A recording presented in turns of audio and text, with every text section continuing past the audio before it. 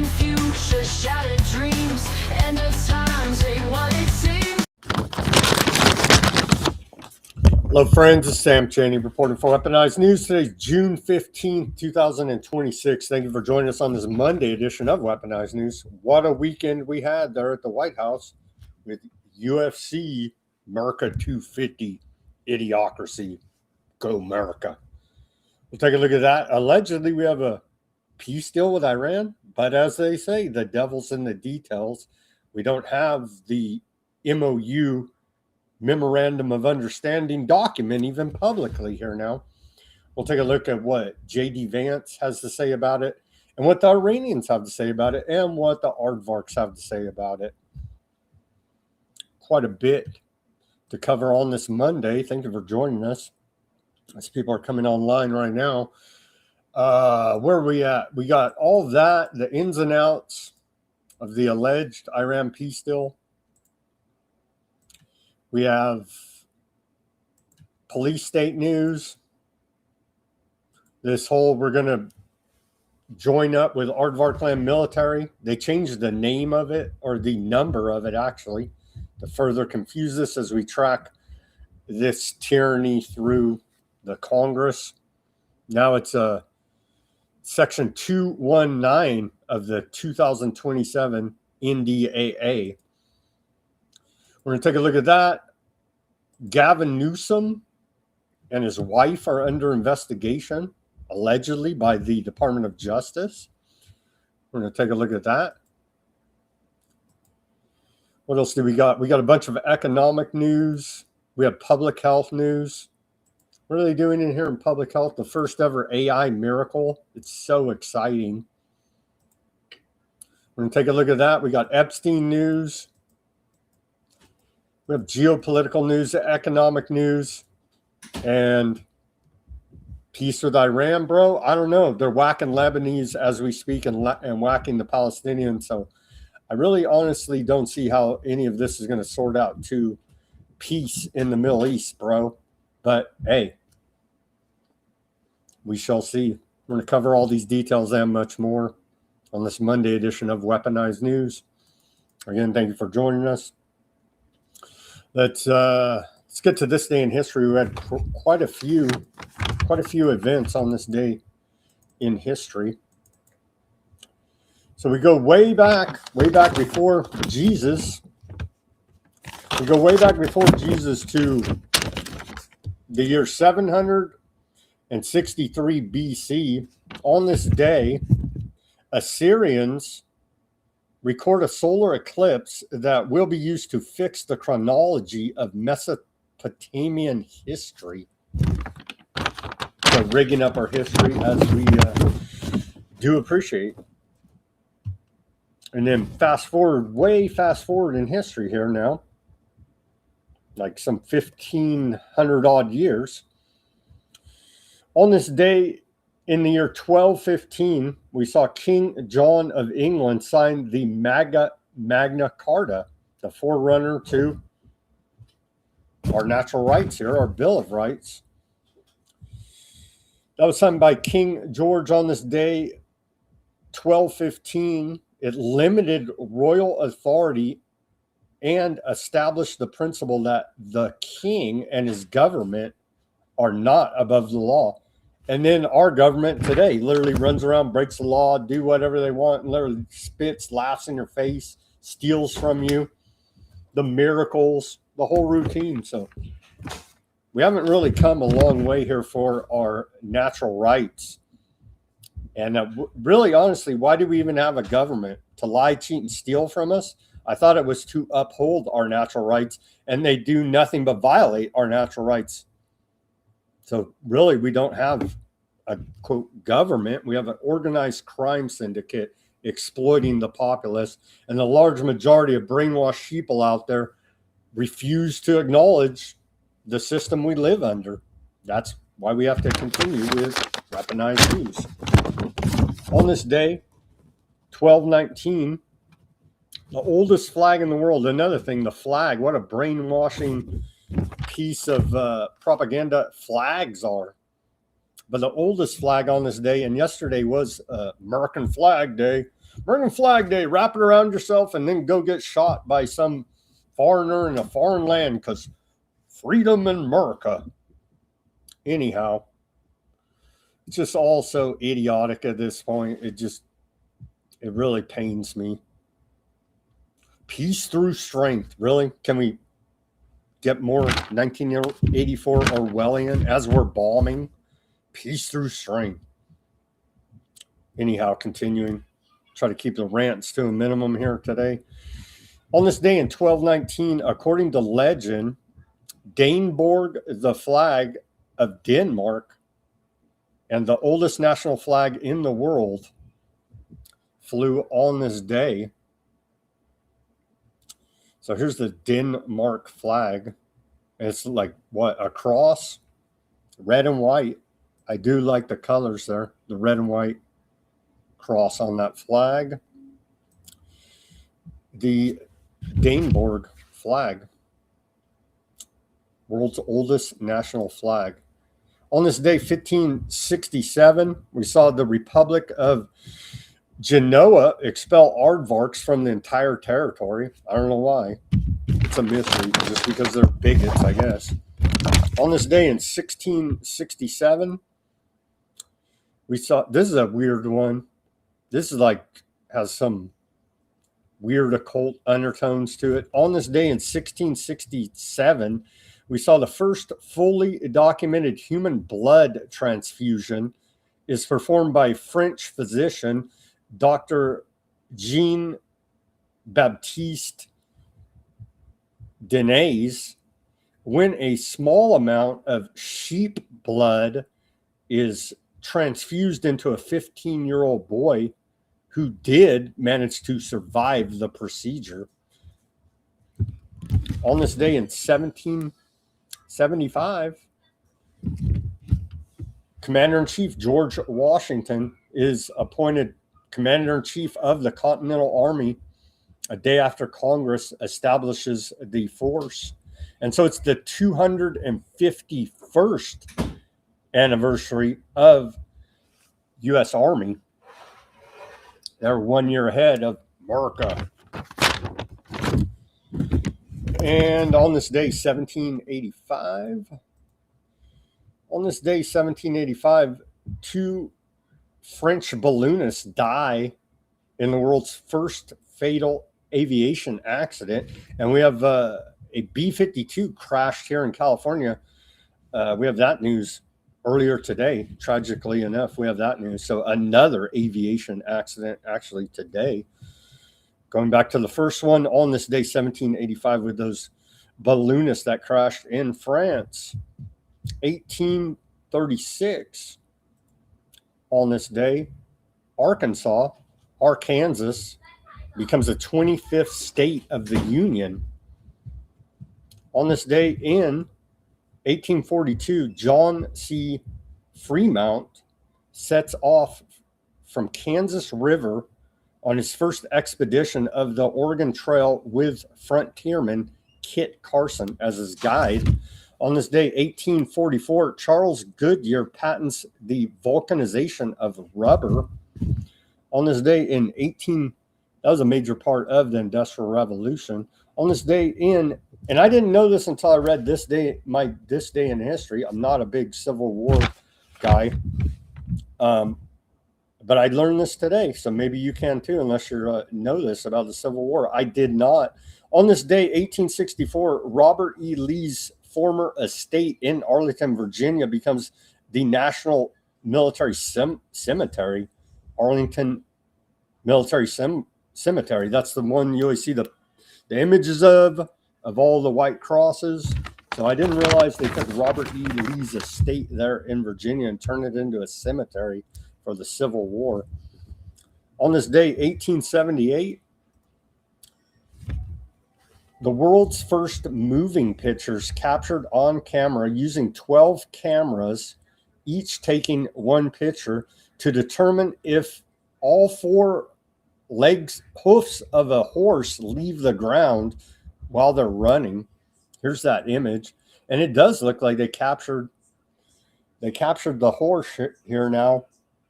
floating. So this horse is a UFO alien, right? That's how they'll try to sell it nowadays. But no, in its stride, it does appear the horse here in these 12 moving images is flying, right? Its legs are not on the, its hooves are not on the ground in these two images. So indeed, 1 horsepower there. I thought that was interesting. On this day in 1883, we saw the first national health insurance. Germany becomes the first country to introduce a national system of social and health insurance, passing the Act on Health Insurance for blue-collar workers under Otto von Bismarck. On this day in 1898,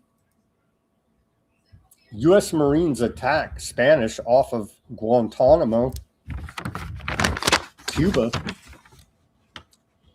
On this day in 1907, Typhoid Mary is identified.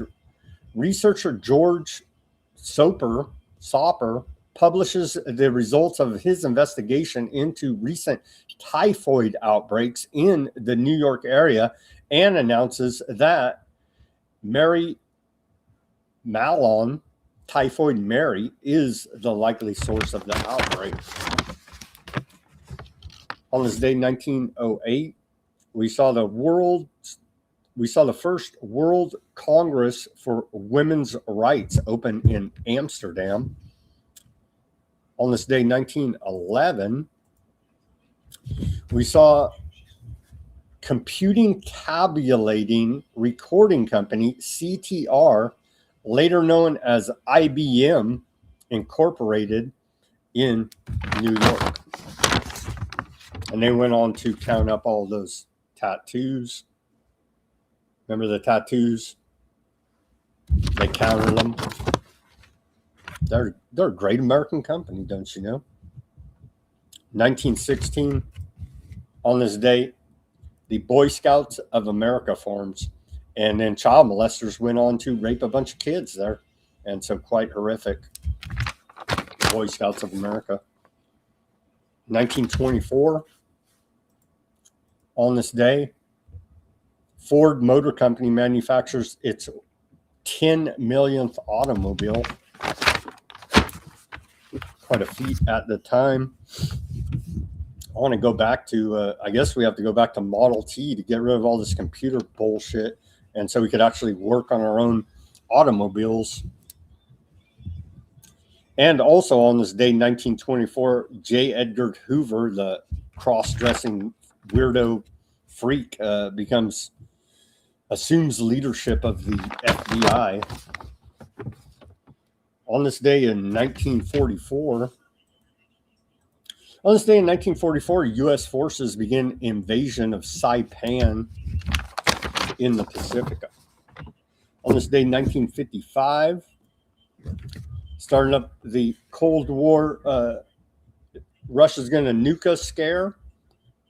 First operational alert on this day, 1955, the Eisenhower administration stages the first annual Operation Alert exercise, an attempt to assess the United States preparations for a nuclear attack. Don't worry about nothing, Doug. Just hide under your desk. Everything will be fine, they tell us, right? 1967. On this day, the great conservative Ronald Reagan, then governor of California, signs a law liberalizing abortion in California. Very conservative of them there. 1986. On this day, Soviet Union Pravda newspaper announces high-level Chernobyl staff fired for stupidity at the Chernobyl nuclear meltdown. Fired for stupidity. Hell, in America now, we're so far gone, they'd be given an award and marched around the White House and praised as great heroes. And they probably that probably same nuclear accident probably will happen here in America, and that will happen. They'll say it's the greatest thing ever. You're like, why is Joe glowing in the dark? Well, it's wonderful, you see. On this day, 1992, remember this? I vaguely remember this. Dan Quayle, think of this. Dan Quayle, he screwed up on the spelling of potato, and that subsequently disqualified him for running for president. Now you can run around and rape kids, traffic drugs, and just be pure evil publicly, and America loves it. But we had higher standards in 1992. Dan Quayle, relying on a faulty card, some say it was a setup, erroneously instructs Trenton, New Jersey elementary student to spell potato, Potato. Told him to spell it wrong, right? Potato. You told him to spell it Potatoe during spelling bee, destroying his chances to potentially become president of America. On this day, 2018, Elizabeth Holmes charged with fraud. Theranos founder Elizabeth Holmes charged with fraud over company's blood tests. And now there's like doing some camp. All these big time criminals that stole a bunch of money, tried to hurt a bunch of people. If you notice, they all run rehabilitation campaigns, and we're all supposed to cheer with our golf claps like little seals. Oh, you're wonderful now. No, you're criminal con pieces of garbage. That the world's better when you're locked up. You know what I mean? But I keep noticing this pattern of trying to rehabilitate these people. They're not reformed, okay? They're not reformed. And on this day, what do we got? We had one more, I think. In 2021, the bat times, U.S. death toll from the bats topped 600,000. John Hopkins with don't you miss the case count and the death count right up here in the top of your television screen when you couldn't leave your house? I can get like right up there, right there. Remember when they had that from John Hopkins, the public health authority on, I can't even get into it. But I would say look at the hospital protocols when you are referencing the bat deaths. And on this day in 2023, to show you how fake it all really was, when everybody was locked down, it's the end of the world. Did I hear you coughing? You know what I mean? All this mass formation psychosis behind bats. Partygate came out in the UK there. Then Prime Minister Boris Johnson misled Parliament over Partygate and bat breaches for the protocols there, the lockdown. They're running around partying, those in the government and public out laughing it up. The rest of the Joe Blows locked down and scared because their television had the case count, death count right up here, right? And they're running around partying because they knew it was all total bullshit. And so justice, no justice for the world. Okay, so it's not looking good with the Iran war here now, but we did get to kill some Iranians, and that's really all that matters, right? So Iranian death toll estimated from the Iran war starting on February 28, 2026, ranging from 3,468 to over 6,000. And there's different sources, different methodologies out there of calculating. We'll lowball it, say 3,500 dead Iranians. It's well worth, what do we spend? $100 billion on this war. So we got 3,500 dead Iranians out of it. It's worth it, right? Rough estimates here, right? These are not the exact numbers. Estimated 26,500 injured Iranians.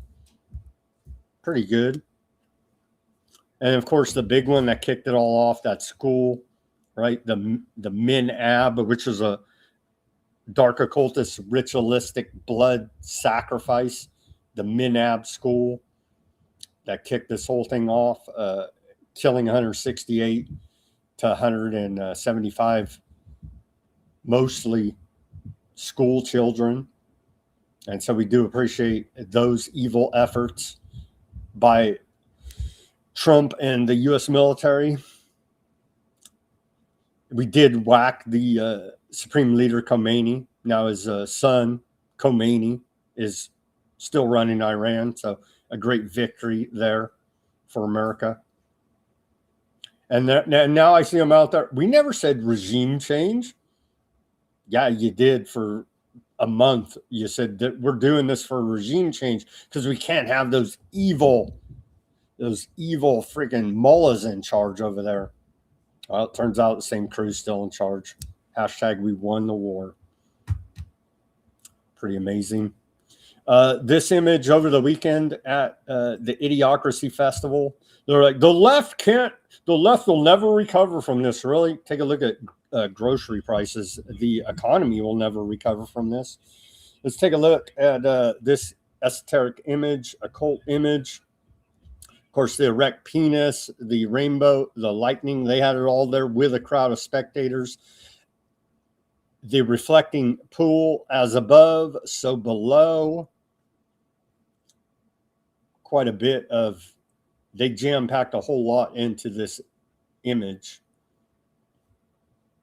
And they're like, it was of God because the Weather Channel reported there's a giant storm coming in to delay storm mosquitoes and hellfire. No, it's like storm mosquitoes are coming into the Washington, D.C. swamp, and we're going to have a delay of this cage fighting match, UFC Freedom 250. Turns out God is on the side of evil and cleared the storm out of the way. It's an omen. It's just like such freaking, who believes this? But they're out there selling it to their idiot followers on the internet. Okay, so let's take a look at the occult symbolism behind this crazy image, actually. Let me put it back up there on the screen. Quite an image. Quite an image of all the image. It was quite a show. Quite a spectacular show they put on there. I won't deny that. To what end? I don't know. Distraction, mockery, demoralization. But the left will never recover, they tell us. It's just so stupid. But a little bit about the occult esoteric meaning behind this image. The Washington Monument as obelisk, Egyptian and solar symbolism, right? So pretty weird for the great Christians that they all are to be worshiping the sun there of Egyptian lore. Obelisks originated in ancient Egypt as sacred monuments to the sun god Ra or Re. But yet that's the Washington Monument in DC. Huh. Phallic and generative aspect in esoteric and Freudian influenced readings. The tall, slender obelisk is a phallic symbol of masculine generative force, fertility, and potency, linked to Osiris. Masonic and American exoteric context, the monument has strong Freemasonic ties, cornerstone laid with Masonic ritual.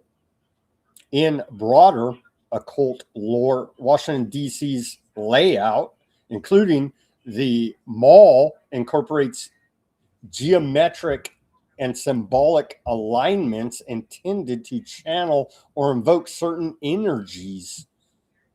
Some see the obelisk as solar lightning rod, drawing vitality to the nation's seat of power. Modern occult lenses see it in the New Age conspiracy and syncentric traditions, obelisks, including those in Rome, London, Paris, and DC.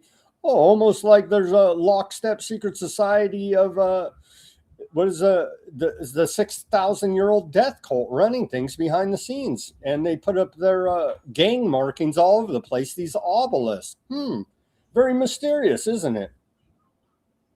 Yeah, so these obelisks are all over the place, not only in Rome, London, Paris, and DC. They're viewed as energy conduits,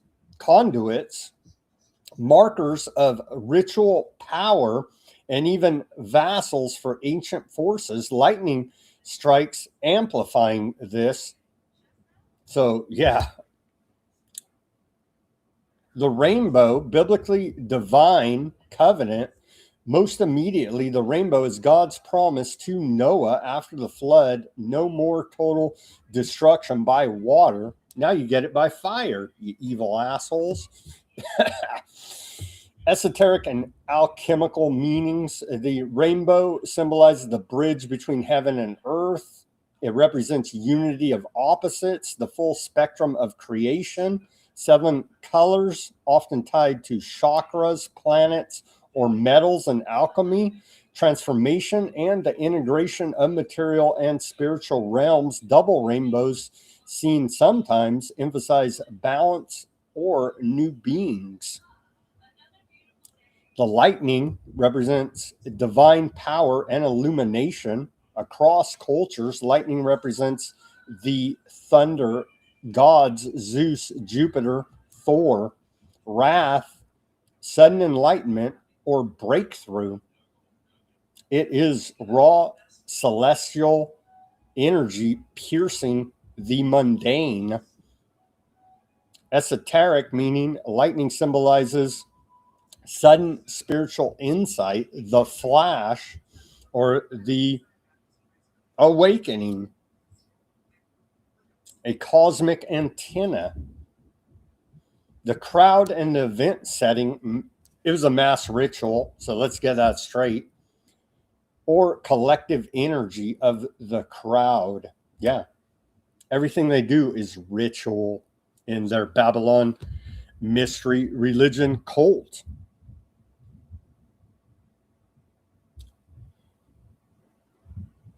And I don't know, there's a little bit more, but I think that we covered quite a bit of it there. And so we had all of that to enjoy over this weekend. It's also wonderful, isn't it? As we're out here trying to figure out how we're going to pay for gas to go to work. Here's the flyover segue to the news.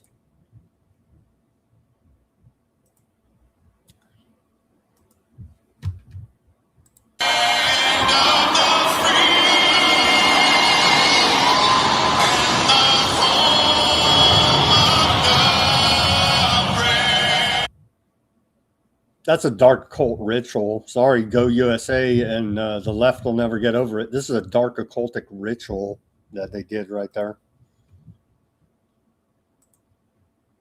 Let's get real. And what is up with this chick, man? Just bizarre. Callista Gingrich, and Newt Gingrich. What did he do? He went out. His wife got cancer. Went out and cheated on her. So great Republican there. Check out her hair here. Is she an alien, drone, clone, robot, Stepford wife? Remember she put out that bizarre video? She is the ambassador to Switzerland. Well, let's watch this bizarre video first, and you can see her hair today. Look at her hair in this video. It's just, why would you put out it's just so creepy and weird, right? She put this out a couple months ago. We covered it then, but the only reason I'm playing it now is to take a look at her today. It's just bizarre. Why would you put this out? Is she a lizard person? Hello, I'm Callista Gingrich, the United States Ambassador to Switzerland and Liechtenstein, and I'll be leading a delegation to the Select USA Investment Summit May 3rd through the 6th in National Harbor, Maryland. The Select USA Investment Summit brings together thousands of business leaders, government officials, and industry experts to advance foreign direct investment in the United States. This is where partnerships are built and deals are made. There is still time to register, and I invite you to join us. Visit. Dude, what the hell? It's just why would you put out, like, try to be a little less creepy, try to be less robotic? Like, no, they're like, put it out. It's good to go, America. And then here she is today. Check out her hair. Talk about some hairspray. You thought I used a lot of friggin' hair gel. Check out her hair, dude. What's up with that? There's no audio there, but dude, how much hairspray does she have? And look at the wind. You can see the wind blowing Newt, the cheater scumbag, his hair, Trump's hair, squirrel on his head, right? But look at her hair. And look at her. Like, seriously, is that a person or what? It's just like, wow. Newt Gingrich with this. I mean, that is the definition of a Stepford wife right there. It's just bizarre. Extremely bizarre.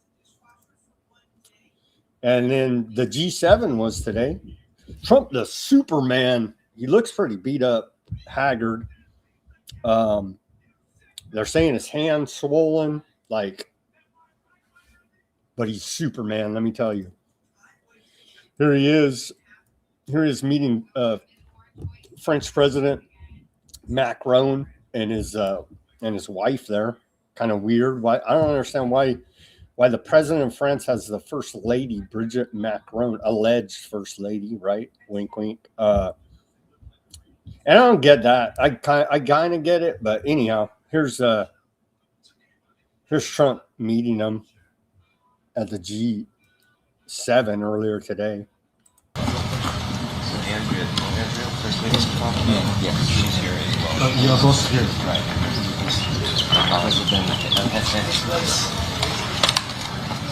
Welcome again.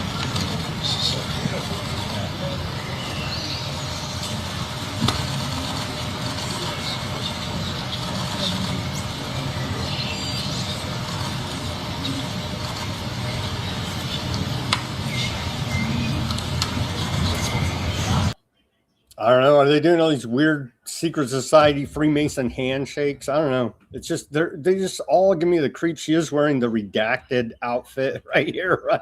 So it's just like these people just give me the creeps. They're just freaking weird, man. Yeah. Is it a man, woman, trans, robot, clone, drone, Stepford wife? Why is she wearing a redacted dress there to meet Trump? You know what I mean? It's just like, just all the weirdness. Because everything they do is a cult ritual.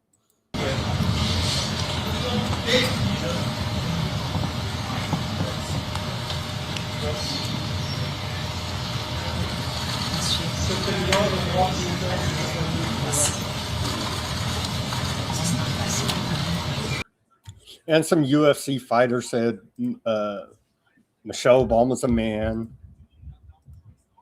It's played out though, you know what I mean? They like keep coming back to the one-liners and the insults that played in 2016, and it's like it's played out, bro. It doesn't hit anymore. Sorry to report to you here now. You need some new material. It was this dude, and Trump got the fake Nobel Peace Prize from the Venezuela lady. Remember that? Well, he gets a, I don't even know what this is. Bling, they call it. And this was the dude that said Michelle Obama's a man. It's played out, bro. It's played out. This is 2026. And so giving Trump the bling there. Yeah, and they put on quite a show. I don't disagree with that, but and then it was this guy part of the show. It kind of looks like this guy's part of it. UFC middleweight champion Shane Strickland says that he was charged with disorderly conduct after crashing UFC Freedom 250 Fan Fest near the White House. He was arrested. He said, "Come ban me, you effing PDF," to the White House press. And so I don't know. It was a giant show, drama. And so that's what everybody wanted. Was this guy part of it? He's wearing the monster shirt, right? And you go and translate that into language, and it's like 666. And so that to me is a sign he's just part of the psyop, part of the show, and not legitimately protesting against the corruption of the White House and of the UFC for that matter. But let's see, is there anything even worth showing of this? I don't know. Feels like part of the show to me, honestly. But they want him to be, I guess we'll show this. Here's where he's at FanFest wearing the, I don't know if you can see it in this video. We'll watch this short video.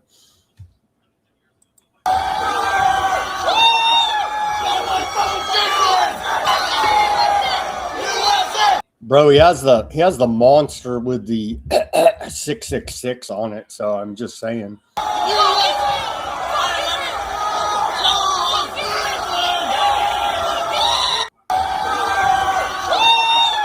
You can see right there the monster shirt. So he's hip to the game. He tells us that's the character he's playing. He's hip to the game, but he wears a 666 shirt there. So yeah, wink, wink. Okay. The roar of the B-1B Lancer, and this is quite a show. I mean, I'm not going to deny it. It's just, it feels empty, I guess. When we look at everything, when we zoom out, it just feels empty and void. When we take a big zoom out picture, it was quite a spectacle. I won't take that from them. But here's this super secret jet that did a flyover there as well.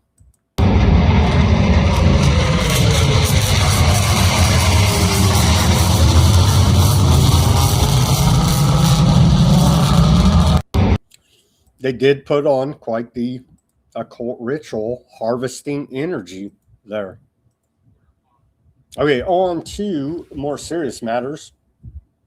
World peace. So they tell us there's this agreement. It was announced yesterday.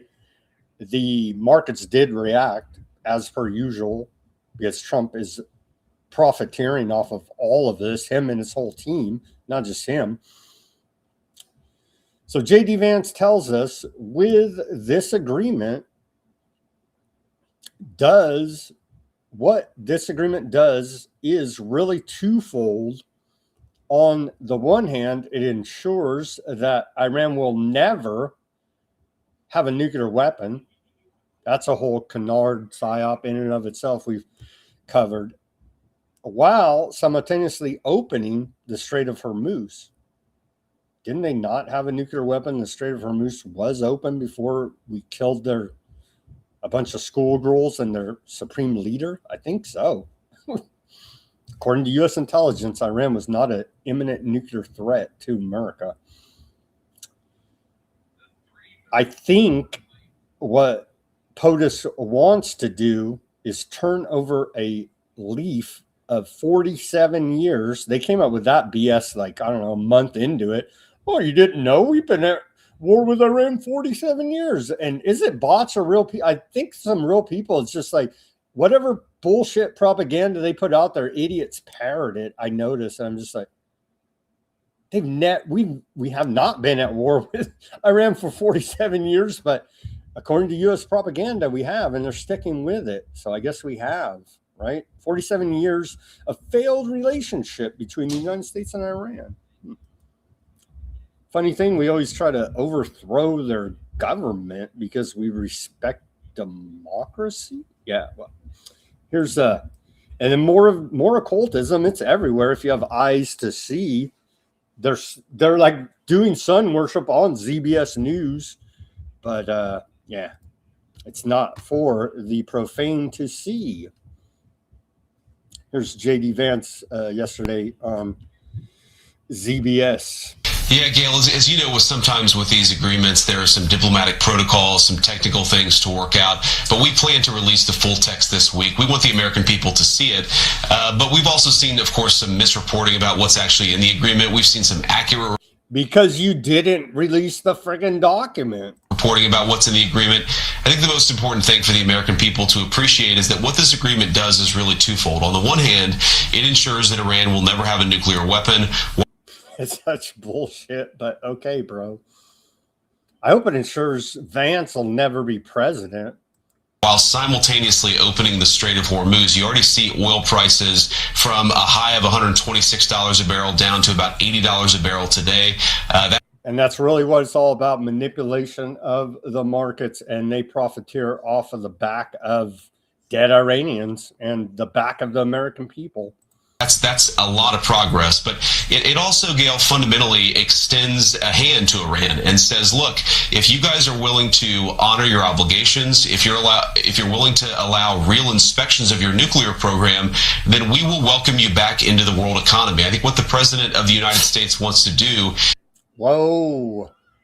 Welcome you back into the world economy? Is turn over a leaf of 47 years of a failed relationship between the United States and Iran, but that now it's just a failed relationship. We were told we've been at war with Iran for 47 years. Oh, it's just a failed relationship. Requires the Iranians to actually honor it their end of the bargain. So when people say that billions of dollars of assets will be released, that's not true. What is true is that Iran will have a much better and much more prosperous future if they meet the obligations they make in this agreement. I saw reports 300 billion. I don't know, a bunch of different. We don't know because they haven't even released. And by the way, the MOU is just an agreement to start talking about peace, right? So they're like global peace, dude. They're like so far ahead of the game here. More from Vance on the three. He's asked directly here about the 300 billion. Walk through some of this. The Iranians are saying that they're going to have access to a $300 billion reconstruction fund. True or false?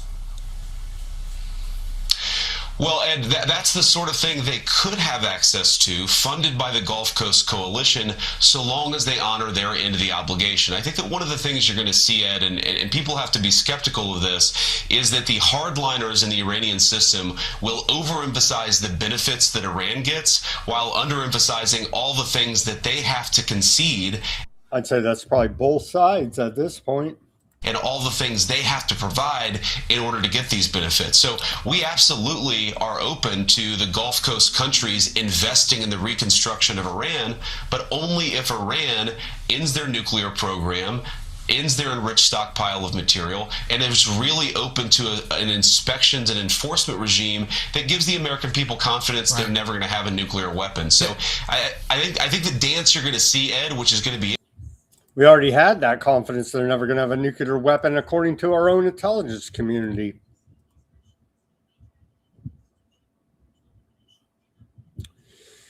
And Aardvark land, they're not going to let it happen. They've said as much. We'll get to those reports. Here's Vance directly asked about it. There you go. Is Israel on board with this? It doesn't appear so at this time. What are you hearing? What are you thinking? Well, Gail, of course, Israel's been a good partner, but we do expect everybody in the region. They've been a good partner in genocide. Participating in this peace agreement. They've been participating in our talks with Iran. They understand where our perspective is. And what the president has said is that we expect everybody to honor this agreement. There are always, Gail. They're not going to. We'll get to their statements here in a second. These bumpy moments with these ceasefires. Sometimes someone will fire and sometimes somebody responds.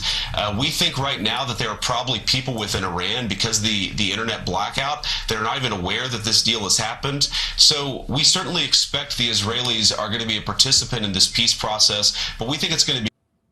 Sure, bro. Here's what they have to say about it. We'll hear from Iran first. Let's see. We still don't have the document. Let's see. The best. Where's the best report here? I thought I had it pulled up.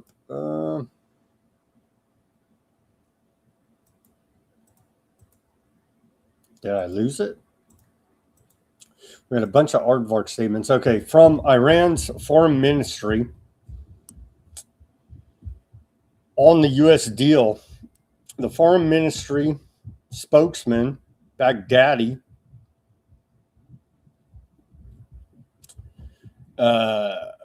gave Iran's fullest public account of the memorandum of understanding with the United States earlier today, calling it a product of Iranian resistance and stressing deep distrust of Washington. Key details. Lebanon is central to the text.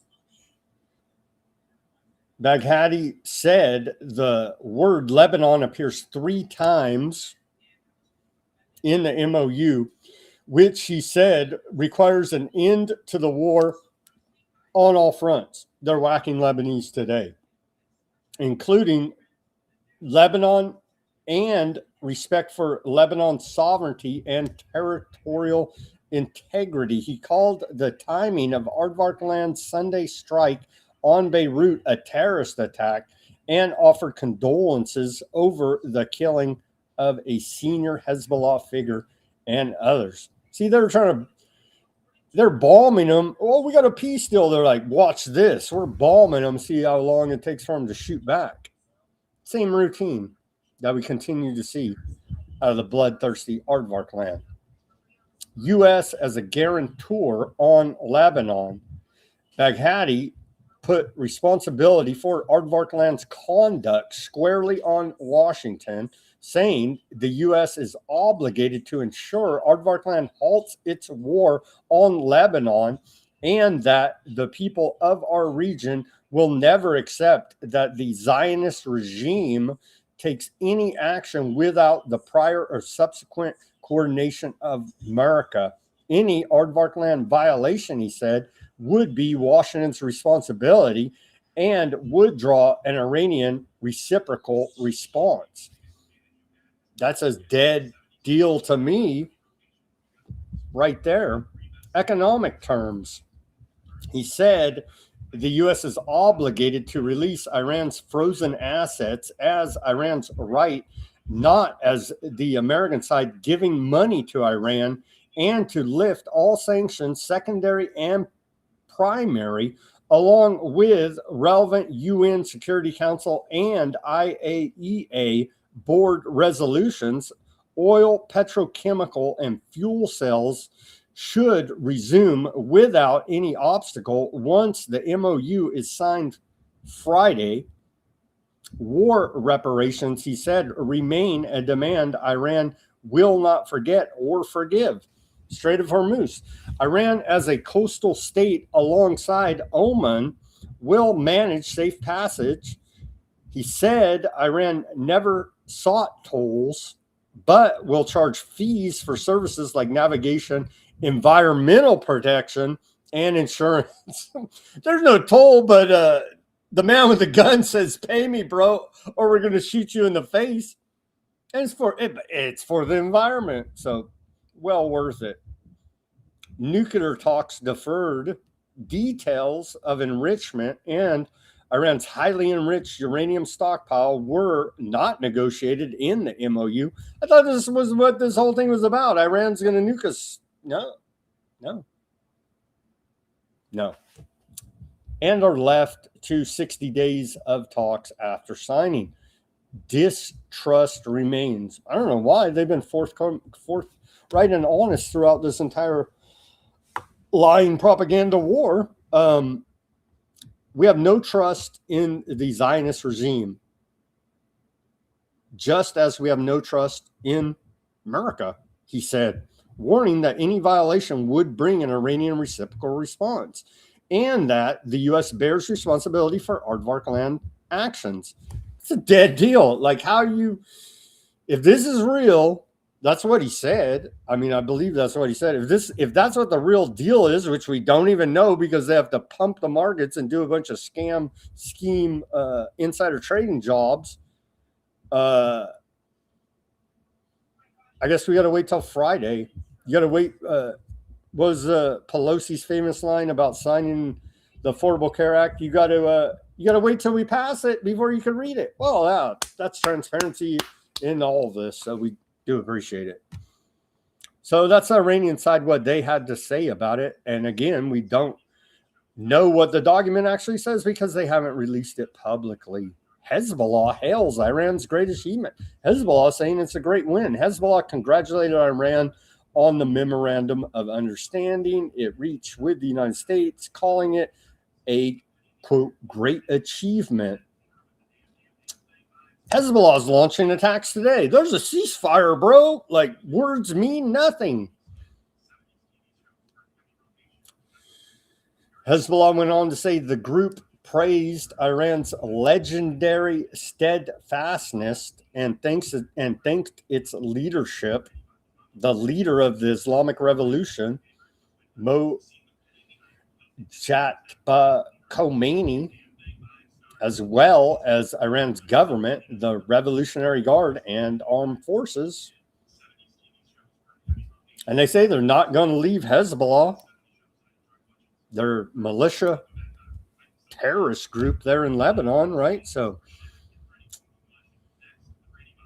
let's go through here more praising by Hezbollah of Iran for an MOU that we haven't even seen. All sides hyping it. And I hope it does live up to the hype and we do have peace. Honestly, I do. But I can't see it. Aardvarkland declares no withdrawal from Lebanon in response to Iran-U.S. deal. Aardvarkland War Minister Aardvark Katz vowed today that Tel Aviv will not withdraw occupation forces from southern Lebanon and will strike the Islamic Republic with full force if it responds to violations of the newly announced U.S.-Iran deal. Prime Minister, Shadow President of America, Bibi, and I are leading a clear policy that determines that the, quote, army will remain in security zones in Lebanon, Syria, and Gaza without any time limit. They're hell-bent on building the greater Aardvarkland project. As we continue to report, nothing is going to dissuade them from that. Not even America. They say he said without any time limit to protect the border and Aardvarkland communities from their against jihadist elements. He also vowed the continued forced displacement of local residents, i.e. ethnic cleansing of the Lebanese, and all terror infrastructure above and below ground, as above, so below, including the houses in the contact line villages that served as terror outposts, will all be destroyed. Katz went on to say that Aardvarkland will not withdraw from the security zones and warned that if Iran strikes Aardvarkland because of the events in Lebanon, we will strike it with full force. So how are we going to square this circle? It seems impossible with the belligerent aardvarks. This one, former aardvark PM Bennett said, against the Iranian axis of evil, we will fully renew the Octopus Doctrine. That's like, I remember they were saying, you say octopus, you're big antiseptic, and you're going to a camp. I remember all that. But hey, he's allowed to say it. Octopus Doctrine that we began implementing in my government. One hand prevents Iran from breaking through to nuclear capability, and the other accelerates the collapse of the regime through political, economic, technological, and military means. The countdown to regime change in Iran will begin the moment the government in Aardvark land is replaced. Soon the people of Aardvark land will choose new leadership, energetic, determined, and professional, that will restore security to Aardvark land and care for you. Isn't this, because he's campaigning against Bibi right now, right? And so isn't this like the height, the ultimate antiseptic behavior? Any criticism, we're told, you're a big antiseptic bigot, hater, and you belong in a camp. So like this is next level antiseptic behavior out of former Prime Minister Bennett there. I'm just shook to the core. Renewing the Octopus Doctrine. That's his words. And then now from our current shadow president, Bibi on Lebanon, he says, we created a buffer zone, a security zone, and we will remain there as long as necessary, i.e. we stole that land. Iran wanted us to withdraw from there. That did not happen. Do you know why it did not happen? Among other reasons, because I stood firmly, very firmly. I was very, very resolute on this matter. And I think our American friends respect that determination and that steadfastness. Yeah, we love that you ethnic cleansed and are now genociding the Lebanese. We respect that here in America. He went on to say, Netanyahu on Trump's Iran deal, this agreement was made by the United States, by the president of the United States. He's trying to say he's not the shadow president. And he believes that he can achieve both supervision and the dismantling of the nuclear program. I said, this is his decision. I repeat, this is his decision. He is leading it. Of course, I expressed my views in various conversations. And on the other hand, I said that we have our own interests as well. Yeah, they do have their own interests. He went on to say, in the United States, they say that President Trump does everything I ask. And in Aardvark land, they say the opposite, that I do everything President Trump asks. That so that's not true, and that's not true. It's a relationship between partners who have known each other for a long time. Many times we agree, sometimes we also disagree. It happens in the best of families. I don't want to be with these maniacs. As an American citizen, I want nothing to do with them. I want out of West Asia. I want nothing to do with any of this. Netanyahu on Iran, he says, the struggle's not over. We will have to continue standing guard and defending ourselves whenever necessary. Yeah, it ain't over. It ain't over. Netanyahu says, the mission of my life is the struggle against Iran's nuclear program. Imagine that. The struggle of his life is running psyops. Yeah, he's a big con man. Internationally wanted war criminal. So I kind of do believe that the mission of his life is running psyops and international war crimes, genocide, ethnic cleansing. So, yeah, sounds about right to me here. IRGC Quds Force Commander Quani, Ismail Quani, said Hezbollah performed very strongly in the recent war. Hamas will be rebuilt. The entire axis of resistance shown powerfully in the recent conflict. Yeah. Yemen didn't even really jump in. The Houthis there, right? They did a couple missile launches, but not really. You know what I mean? So the Houthis, before Before the big Iran war, they were in the mix, but still the Houthis keeping their powder dry for the most part. They're in Yemen in this most recent Iran-U.S.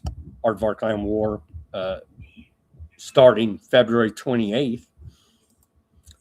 Let's see, we're at the 1 hour mark. I'm going to close out this section of reporting.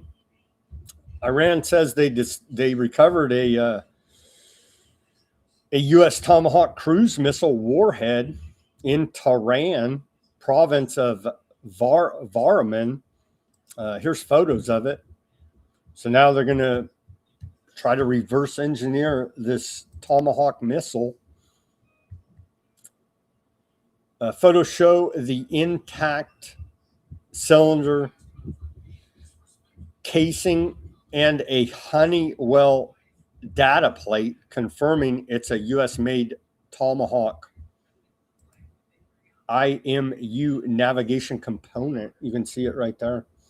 And so they're going to reverse engineer that and use that technology against us. All right, friends, thank you for staying with us through this hour. I just gave you an hour of hardcore news there, commercial free. Give me that like, share, subscribe, push that notification button.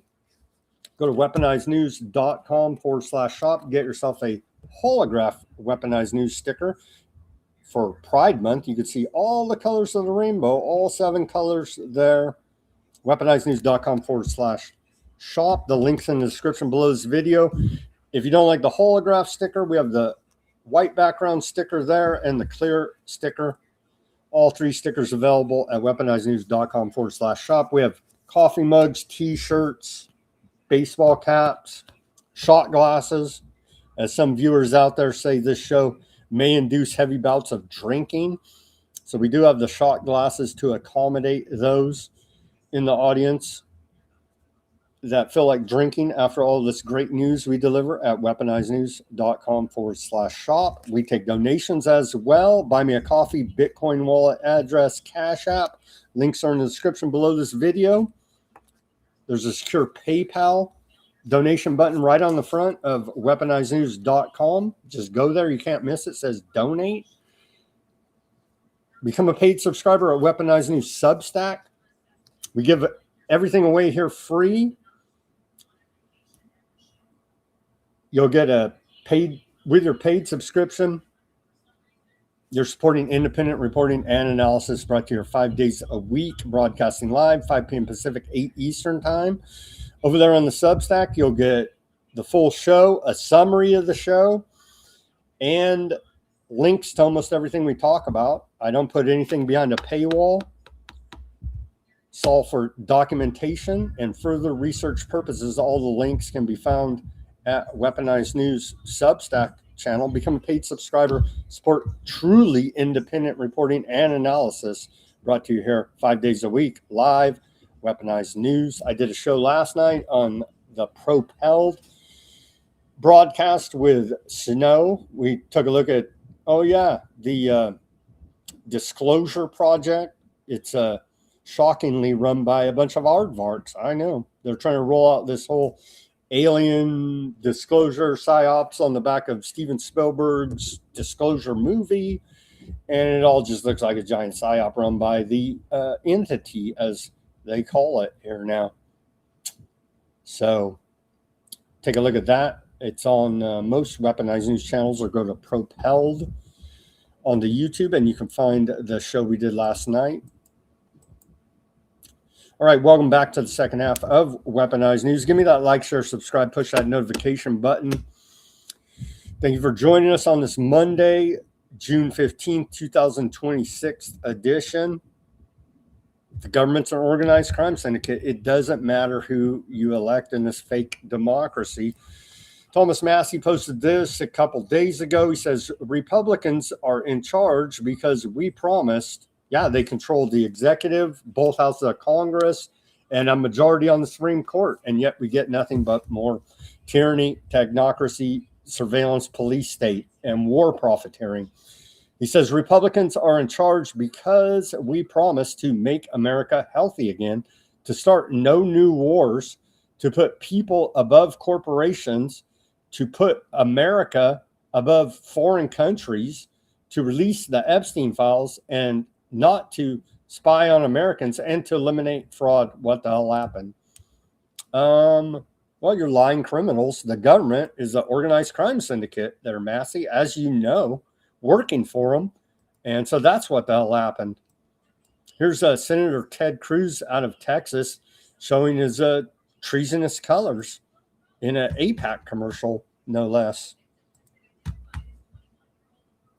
Today, more than ever before, the U.S.-Israel alliance and friendship is under assault. It's under assault from forces in the United States that would try to break that friendship. I think that's profoundly dangerous. America is friends with Israel because it is unambiguously in America's national security interest to be friends with Israel. Israel is fighting the enemies of America. Every Hamas terrorist that Israel kills, every Hezbollah terrorist, every IRGC terrorist, makes America safer. We stand with Israel because standing with Israel makes Americans safer. And when the Ayatollah chants death to Israel and death to America, he means it.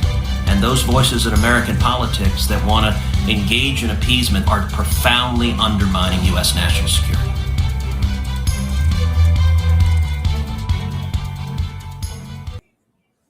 There you go. Treason from Ted Cruz, and why I named the dead Iranians at the beginning of this broadcast, or at least tried to give us a rough estimate of how many Iranians that we killed there in this most recent Iran war. Okay, so Section 224 of the 2027 NDAA has been changed to Section 219 now. And so they changed up the numbers here as it goes through these different committees. Massey posted this along with Ro Khanna. He says Massey and Ro Khanna submitted an amendment to strike 219, formerly 224, which interlinked on all these different levels as we covered America military with Aardvark land military. He says, I included the Rules Committee roster here. 7 of the 13 members must agree in order for our amendment to get a vote. And so he's putting them all in blast here. If it made a difference. What do they call this? Amendment to Rules Committee print 11933. There you go. Strike Section 219 related to United States Aardvark Land Defense Technology Cooperation Initiative is the actual language of it. The whole government takeover by Aardvark Land is far worse than previously understood. Gen X girl on the X posted, America's handing over its most sensitive national security system to Aardvark Land through presidential memo NSPM 12, 5 Aardvark Land bills, and Pax Silica.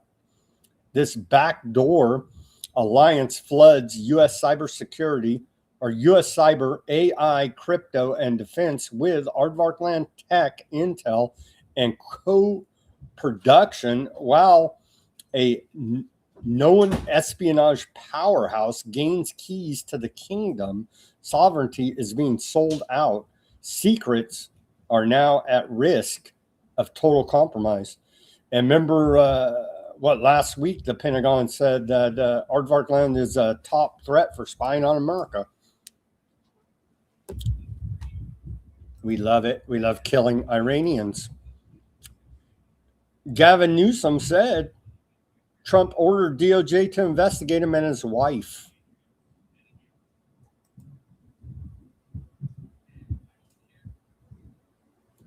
Let's play the clip.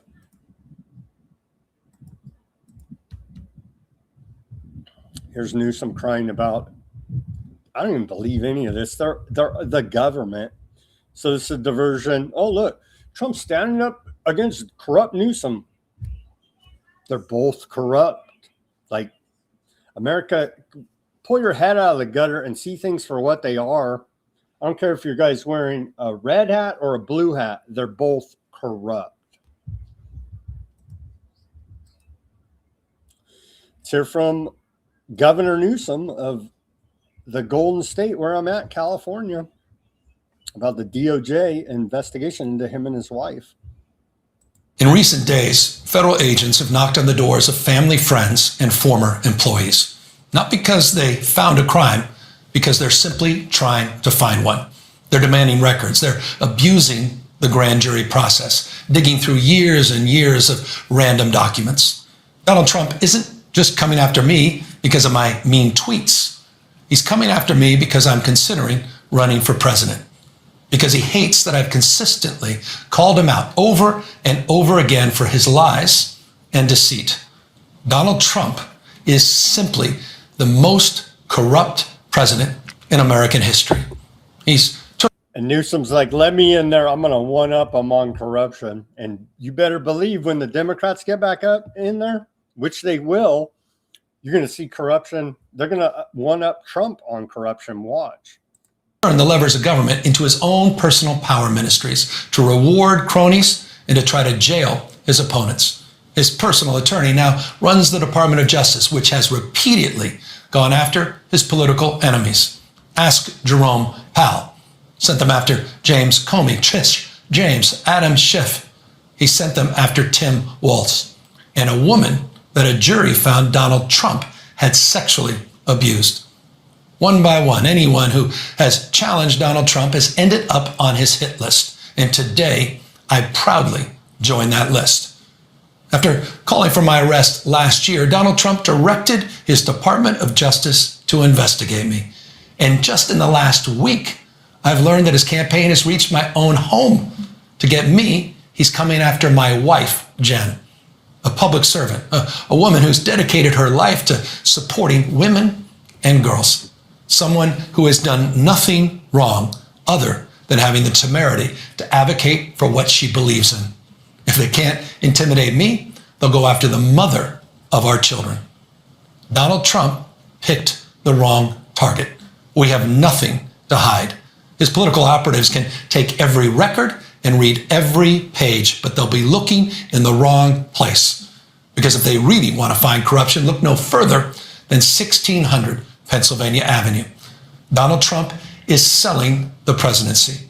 He's running the largest cash heist in American political history, trading foreign tariff relief for approval of his golf courses, day trading behind the Resolute desk, reaping hundreds of millions of dollars in personal profit. And he's doing it openly. He's doing it on camera. He did it last night on the White House lawn. He's doing it through cryptocurrencies. He's doing it through the receipt of a $400 million private jet from a foreign government that he plans to keep when he leaves office. Through his son's ventures in countries where his own administration is simultaneously making policy. His personal fortune has skyrocketed by $4 billion since making his return to office. This is the behavior of a regime, not a republic. The White House has become a marketplace for sneakers and coins and watches, cologne, guitars, Bibles, and phones. Influence for sale, access for sale. And today, my family and I can personally confirm that justice is for sale. To Donald Trump, who I know is watching because he watches everything, I have a message for you. You can subpoena my records. You can investigate me. You can harass me. Put my name on every and any enemy's list you have, but leave my wife and family out of your personal vendetta. I'd like to say something to my wife. These times are not normal. They're not ordinary. I love you. And I'm sorry he's doing this. You have not earned a single one of the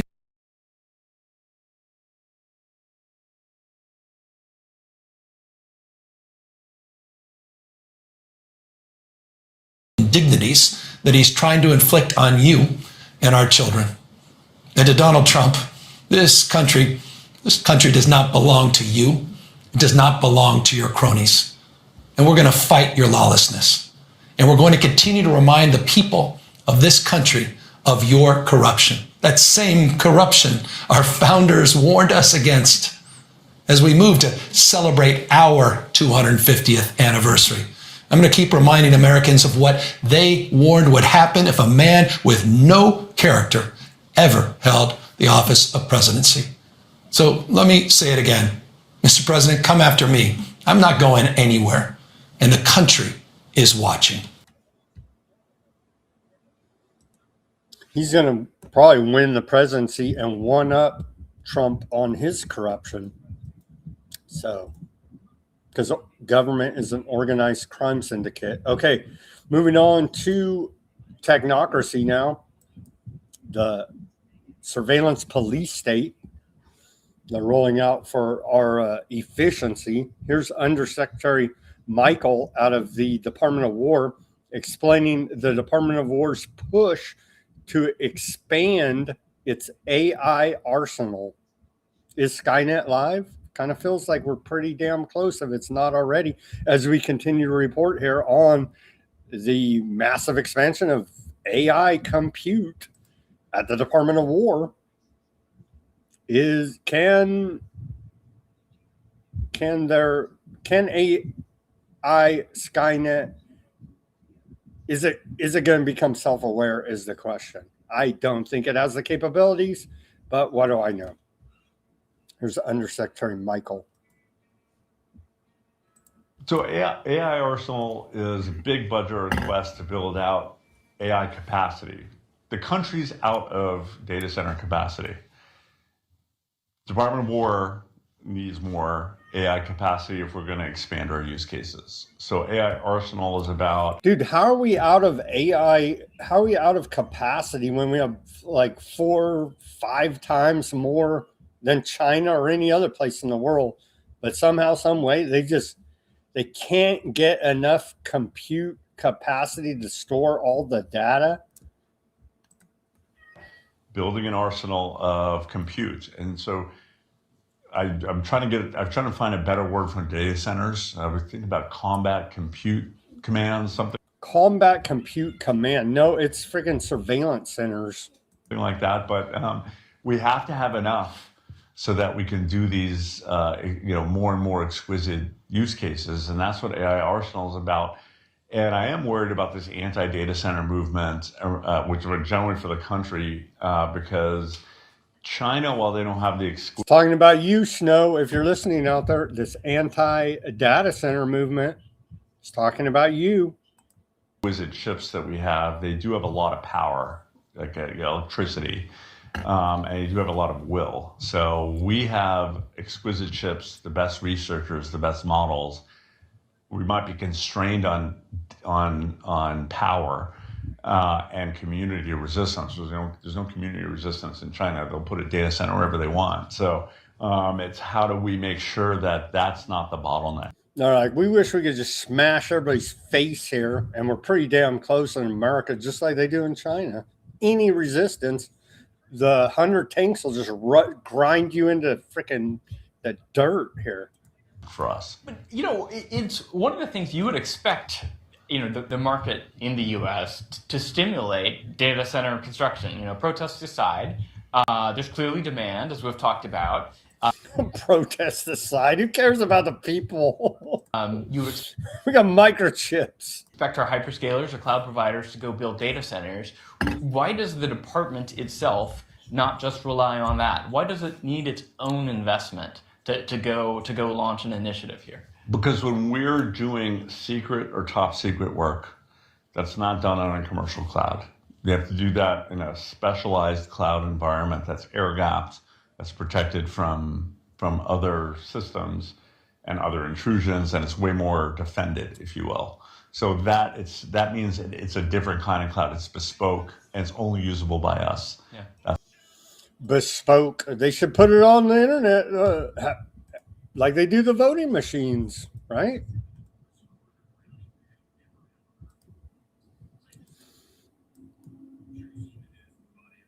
They want you to be a rat for the feds for the FIFA World Cup. Here's the FBI. as they're rolling out their police state for soccer. Give up your rights. There's a guy kicking a ball.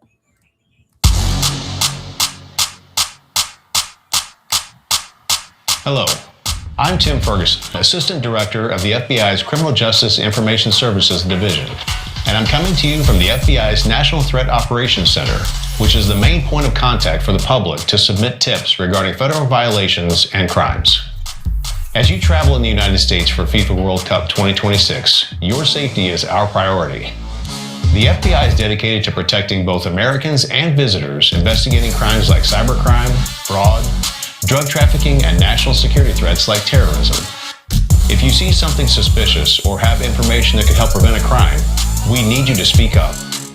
Submit a tip securely at tips.fbi.gov or call 1-800-CALL-FBI.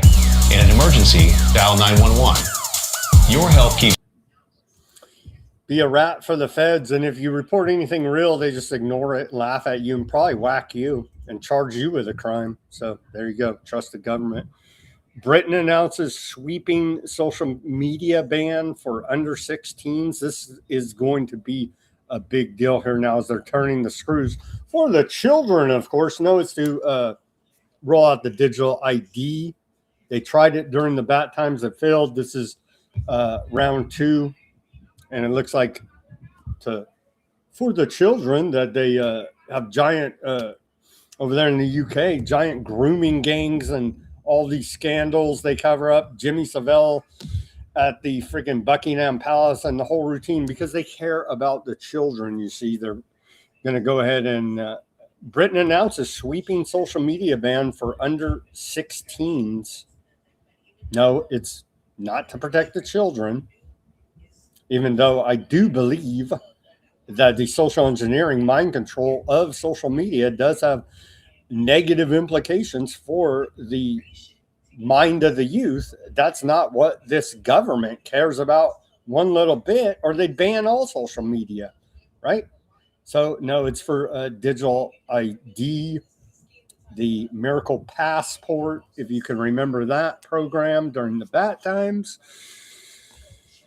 So UK Prime Minister Starmer, Fabian Socialist, said on Monday he would ban social media sites for under 16s and impose restrictions on gaming and live streaming platforms in a fight back against big tech that goes further than any other country. So there you go. The sweeping changes will give kids their childhood back. Thought that was the parents' responsibility. Nah, it's the state. It's Big Brother. They're going to keep the kids safe. Starmer told reporters outlining measures against Snapchat, TikTok, Instagram, and other platforms, as well as gaming sites that allow strangers to contact children. It is clear to me a full ban is the right choice, he said. It will make a huge difference. It will make our children safer. It will make our children happier. It will give them more time, more security, more freedom to grow up, more opportunity. However, some experts doubted whether a blanket ban would be effective, and Starmer acknowledged it would be difficult to fully enforce such restrictions because it's not even about that. It's about forcing everybody into digital ID and taking away your anonymity on the internet. So just believe riddles and scream America and freaking wave the flag all that. You know what I mean? It's just...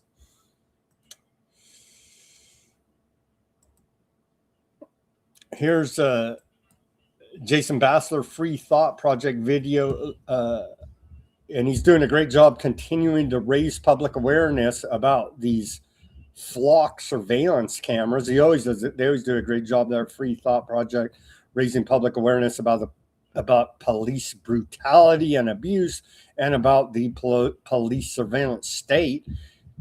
This video is it looks like a regular electric box, but turns out there's a hidden camera inside to spy on you, to keep everybody safe, of course. Let's watch this short video.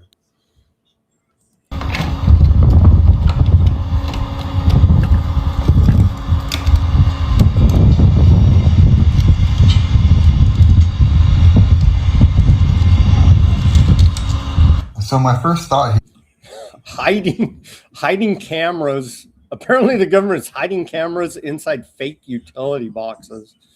here was this had to be a flock safety camera, but it turns out this is not a flock camera. It's a surveillance camera. And who is it used for? It's used by local governments and law enforcement. So yes, law enforcement uses these and they hide them and disguise the cameras inside disclosures like this. So they put fake electrical logos on these boxes so that you think they're electrical boxes, but really what they are is they're just covert pole cameras that law enforcement can use to monitor the public. So yeah, see, look at this. See, fake and repurposed meter boxes that are attached to utility poles. So let's take a look here at the video again. And if we will go ahead and we pull forward, we see that this is a fake utility box. And look what it's attached to. A pole. Weirdo creeps in the government spying on you with secret cameras. It's all for our own safety. Here's a great meme from Jason Bassler. It's AI generated, but it makes a great point here. He says, point of view in 2030, trillions of dollars of ordinary people's savings accounts and pension accounts will be used to fund the construction of new data centers. That's a quote from Larry Finkelstein, head of BlackRock. And so this is about it, right? Investing in the future. Together we build tomorrow. Your investments, endless possibilities. Your sacrifice powers progress. And all of your different retirements, the funds for those pumping AI data surveillance centers there.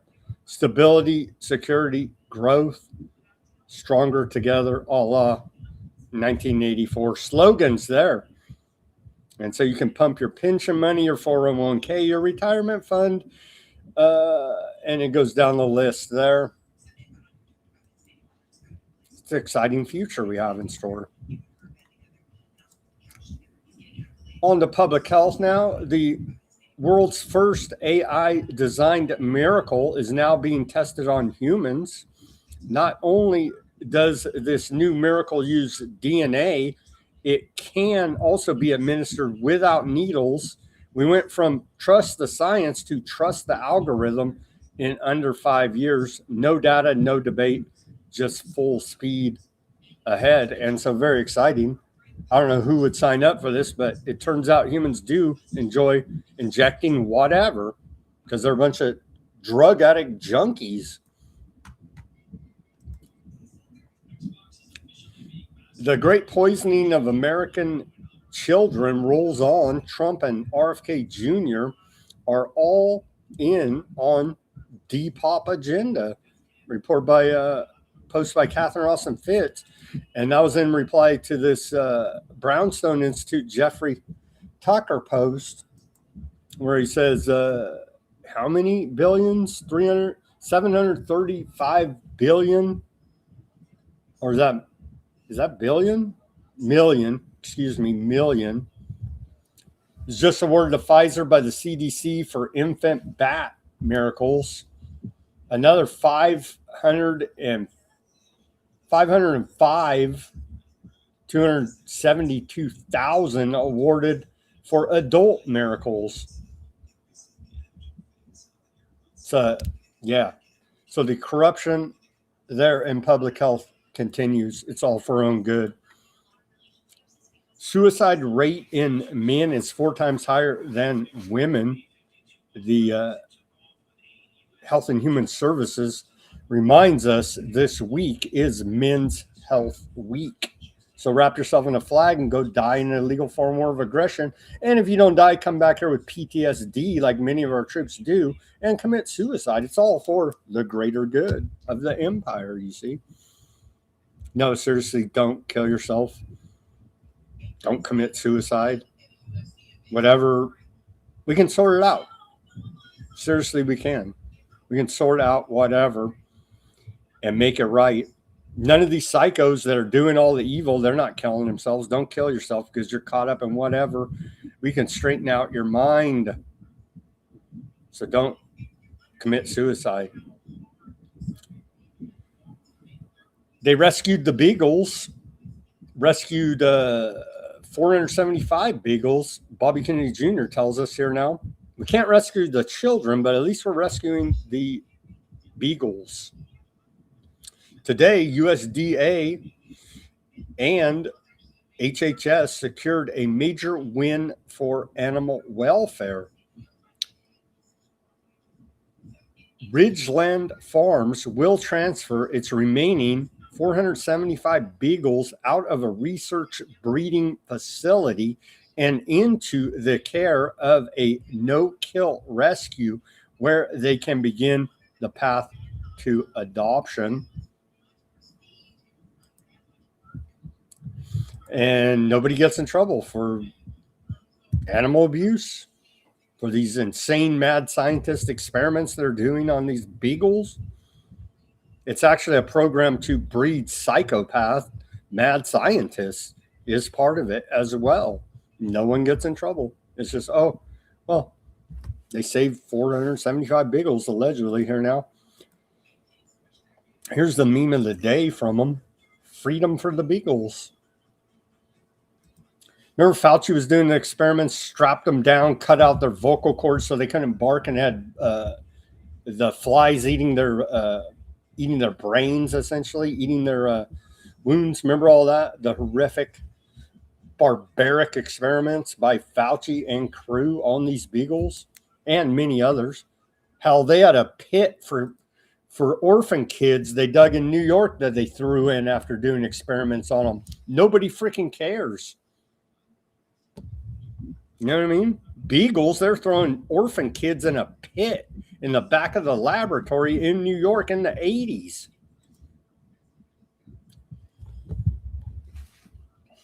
Again, the exploitation and abuse of our veterans. They sell it to us as a great innovation.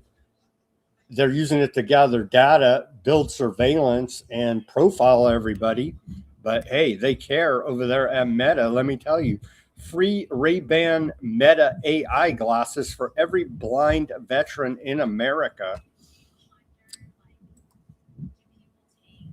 Blinded veterans and Meta AI glasses. And people are like, well, Zuckerberg was, I thought we don't like him because he rigged up elections against Trump and the Republicans. They're like, no, that's forgotten. Don't you understand? The government's a crime syndicate.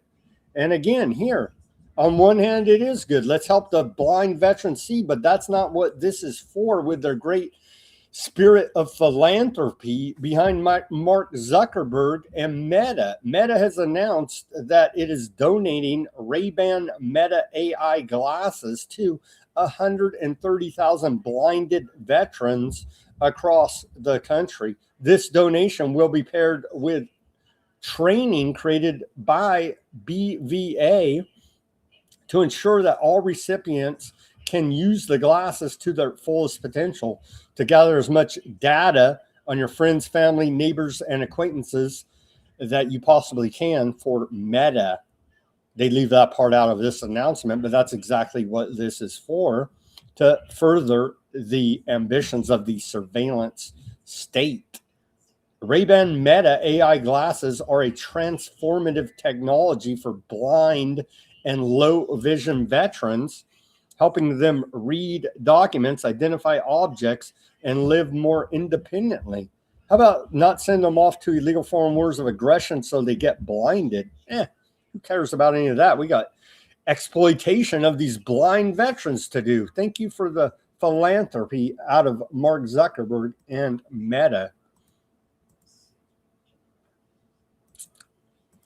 And then finally here, the Trump effect. And I saw a bunch of MAGA clownfluencers, shills, cheering this on.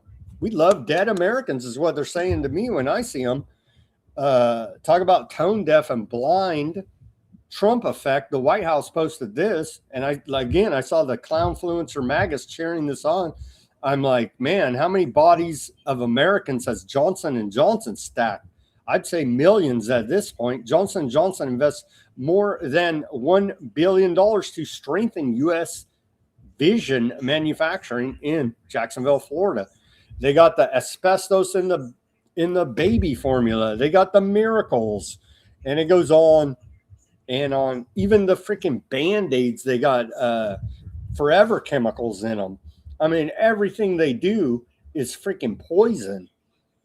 MAGA cheers it on and loves it because they face no accountability. The opioid crisis, in large part, Johnson & Johnson, along with Sackler Family and Purdue Pharma, pushing those opioids all over America. The Trump effect. And I remember Trump brought the CEO of Johnson & Johnson up on stage at one of his rallies, and he was booed. Like, dude, you guys don't get it? People don't like this evil-ass company. It's not the win you think it is. They don't care. America, Trump effect, idiocy, clown world. Truly disgusting. On to Epstein reporting here now. Melinda Gates. I just knew Epstein was evil. Well, she would know evil, being married to Bill Gates. And she's all up in it too. I'm not fooled by her here, and you shouldn't be either. She is a Malthusian, eugenicist, depopulationist. And so she's a great philanthropist now. With all the money she got in the divorce from Bill, turns out she continues to donate to eugenics causes and transhumanist causes all over the country. And so we do appreciate her great philanthropy. Melinda Gates has said she knew Jeffrey Epstein was evil from the moment she met him, describing the convicted PDF of so repugnant that she suffered nightmares after encountering him. The philanthropist and former wife of Bill Gates said women should trust their instincts when confronted by dangerous individuals, recalling an immediate sense of unease in Epstein's presence. Have you ever in your life been around somebody that you just know is evil? I have. I know the feeling. If she's genuine about it, I have. And I do know that feeling. And so it is a real thing. We need to listen to our feelings about people, she said, adding, any woman who has ever been around somebody who is evil or had an experience, and then if you're around somebody else who is evil, just no. During the interview, it was an interview with the Guardian, UK Guardian. There, during the interview, Miss French Gates, she kept his last name, who has an estimated net worth of $30 billion, appeared to suffer from a panic attack when asked about Epstein. Is it just all an act? I don't trust her at all. I do agree with the fact about there's some people in this world that you can just feel are evil, because I've had that experience in my own life. I'm sure as many other people have as well. So I believe that's a real thing. But is she genuine in her sentiment about it? That I really don't believe. But hey, maybe she did divorce Bill. But you would think she would have saw the evil in Bill. No. Was she? Yeah, just a little bit more. She had a panic attack. My heart was racing. Yeah, maybe she did. Maybe. That's what she says in her interview. I still don't trust her, though. European royalty in crisis. Andrew Epstein and Norwegian rape trial.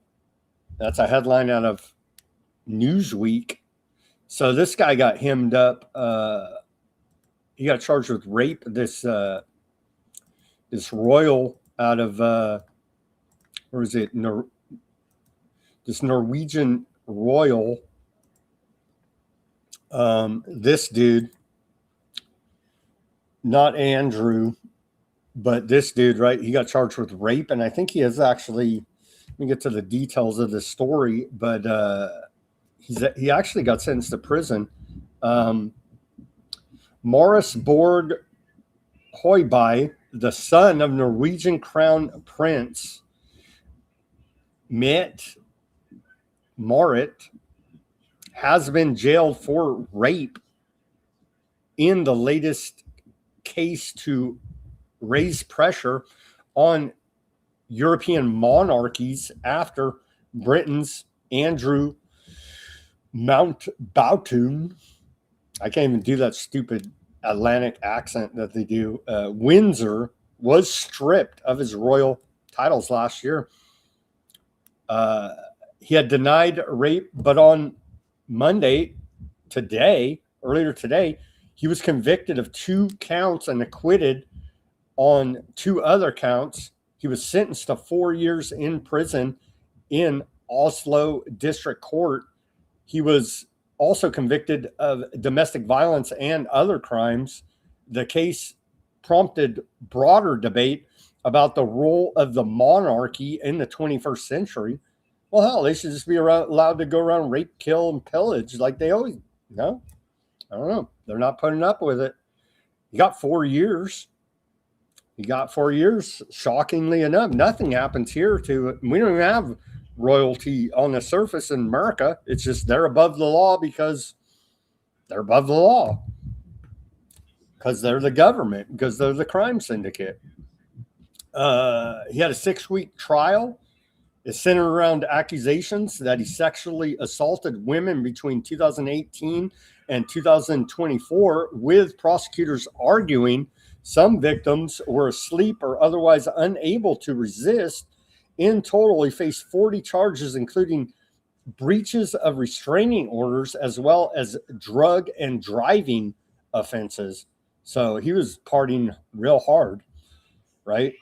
Evidence presented during the 7-week trial included hundreds of electronic messages and recordings of encounters alongside testimony from multiple witnesses. His lawyer said today, after visiting him in prison, that he plans to appeal his convictions for rape and domestic abuse and will seek temporary release, as reported by the Associated Press.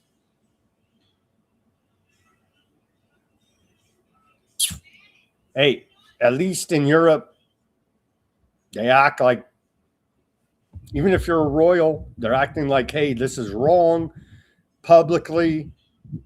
We got to do something. The guy has to at least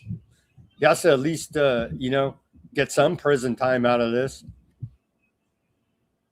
40 charges he was facing. Not here in America. Epstein paid Palm Beach deputy to get special treatment in jail. His former aide said, Sarah Kellen, she's trying to spin whatever tail to get out from underneath all of this. She knew nothing, she says, right? She was Epstein's personal assistant, planner for like almost 20 years. She knew nothing of any wrongdoings. This is out of the Miami Herald. They say Sarah Kellen, a longtime personal assistant to Epstein, has disclosed for the first time that Epstein's preferential treatment at the Palm Beach County Jail may have been the result of him paying off Palm Beach Sheriff deputies.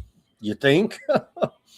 There's reports he had his own key, right? And he was literally raping girls while on house arrest in alleged custody of the Florida penal system. He had access to a computer. He had access to escorts, for God's sake. Yeah, he acted like it was Disneyland. Well, I'm glad Epstein in the first round after his conviction faced that severe punishment. He was allowed to leave jail for up to 12 hours a day. Yeah. No wrongdoings there. And they just go through the details of the absurdity of the first Epstein confinement there in Florida, where he literally had a key to his own cell and access to whatever.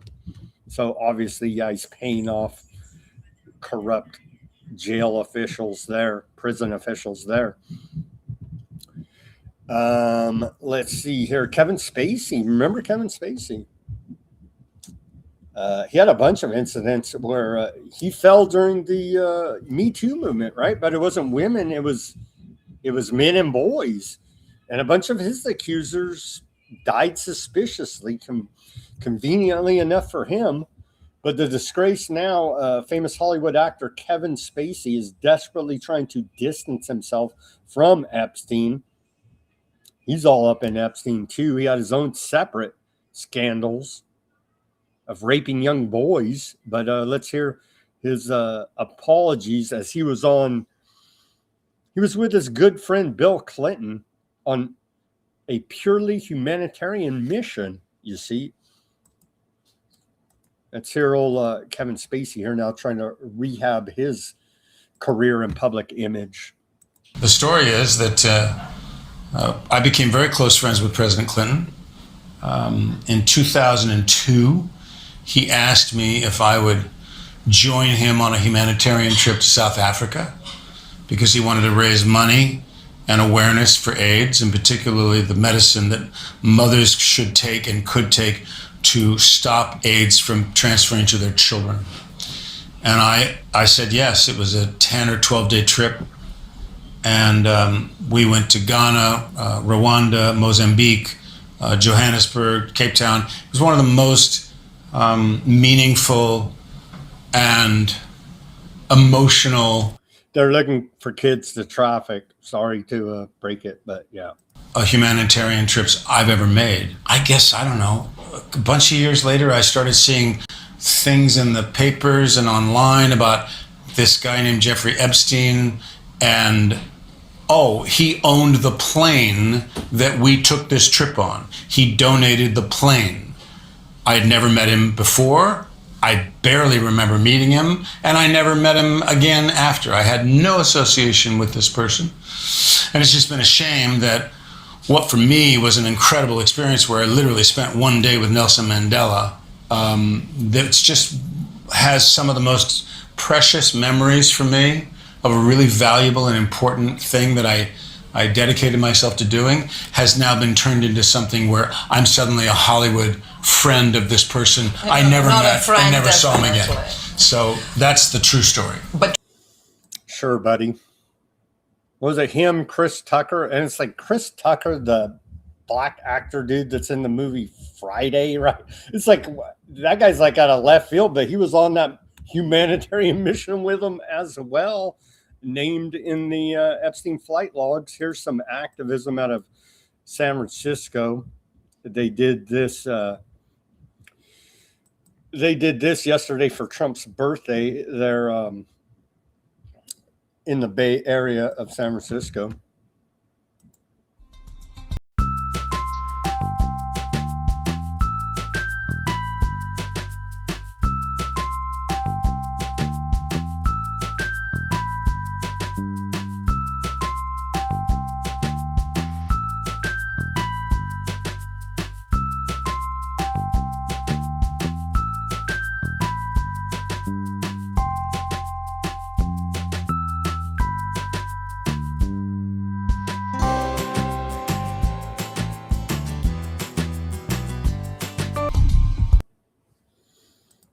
Released that Epstein files as the DOJ continues the biggest cover-up in American history. I don't know about this report, but I'm going to play it for you anyway. This is like Blue Anon out there, right? But they're claiming Epstein victims buried on Trump golf course.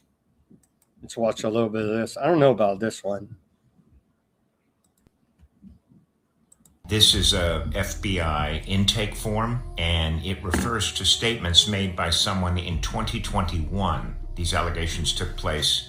See, they say rat to the feds, but then people did rat to the feds, and they never followed up on these allegations.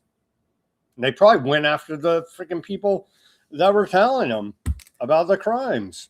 On a call to the NTOC, the FBI National Threat Operations Center, but the story they tell about Donald Trump. That's how they debunk these, and we covered it in depth when the Epstein files first came out with William Ramsey. Everybody should go watch those 2 shows we did. But that's how they debunk and discredit a lot of these claims, is they're like, oh yeah, somebody ratted to the feds and they said all this crazy crimes, but it's never been verified or investigated or followed up upon. So it's just claims out there in the wind. Is that he was funding child sex parties at his golf course. This allegation also talks about the Sinaloa cartel, which worked closely with Epstein and Ghislaine Maxwell.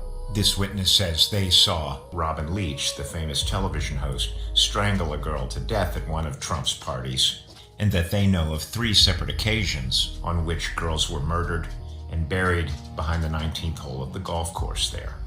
Additionally, this witness talks about the Sinaloa cartel, which Epstein and Maxwell had a business arrangement with and trafficked young girls to between the ages of 12 and 14. It's important to note that this is the kind of document that Kash Patel had access to when he told the U.S. Congress under oath that Jeffrey Epstein never... The FBI before Kash Patel had access to it because he wasn't even in charge then. It's systemic corruption. ...trafficked girls to anyone but himself. We now know that J.D. Vance was holding secret meetings in the Situation Room with all the leaders of the Trump administration. See, the Democrats want to spin it, oh, it's just Trump administration. No, it's the entire government. We're facing systemic corruption. I don't care which political party is in charge. In order to determine ways to protect Trump from fallout from the Epstein files. The FBI under Kash Patel and the Justice Department under Todd Blanche are absolutely covering up the Epstein files.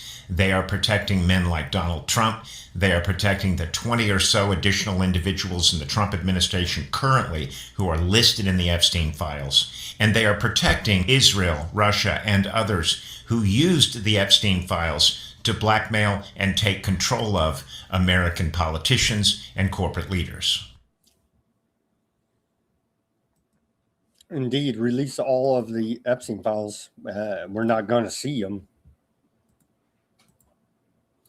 The reading room is in D.C. The Trump Epstein reading room is in D.C. Here's a short clip from that exhibition. The reading room is a call to action. Visitors have made their voices heard, and we're asking. See, we keep asking the same corrupt authorities for justice. We're not going to get it. They say, call the Department of Justice and demand the release of all Epstein files. They'll put you on a list now. You see how this works. Hello. I'm calling to urge the United States Department of Justice To release the Epstein files in the interest of public accountability and transparency. The public deserves full transparency and accountability. The release of all remaining documents should comply with the requirements outlined under the Epstein Files Transparency Act.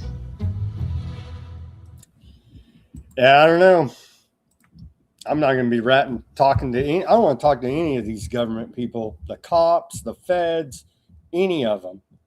But the number, if you feel like you want to be if you want to call and feel like your voice, you want your voice heard by the Department of Justice, the number to call there and demand the full release of the Epstein files is 202-514-2000.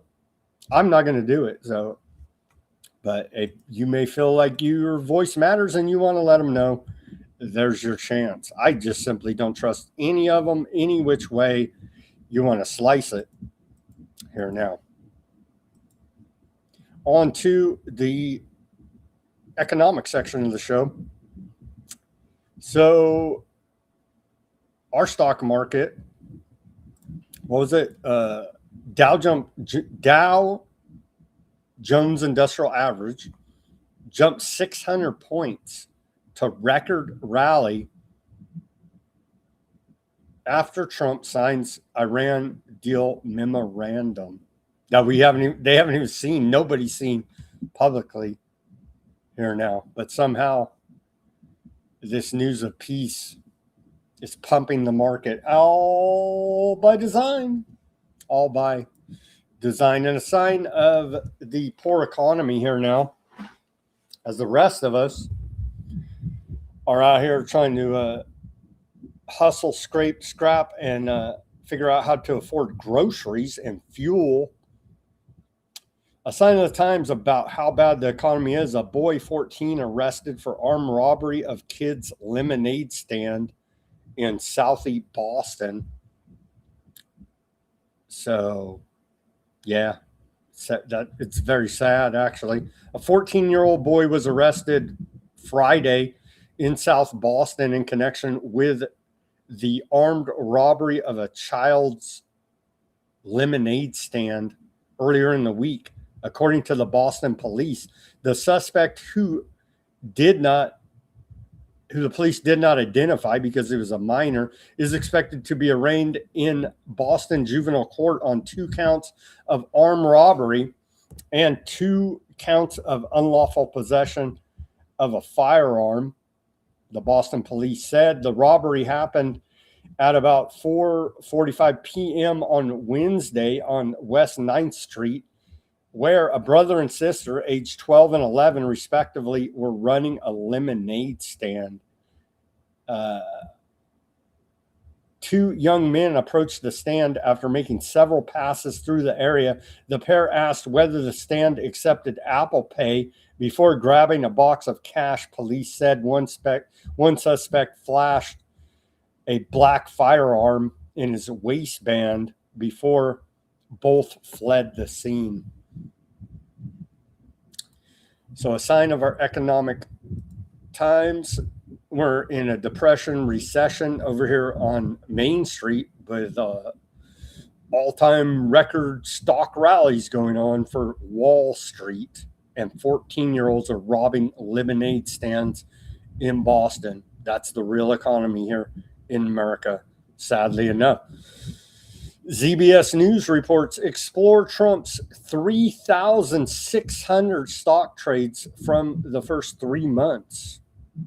And no, Trump is not sitting there day trading on freaking Robinhood. He has a giant team that are directing all of these transactions.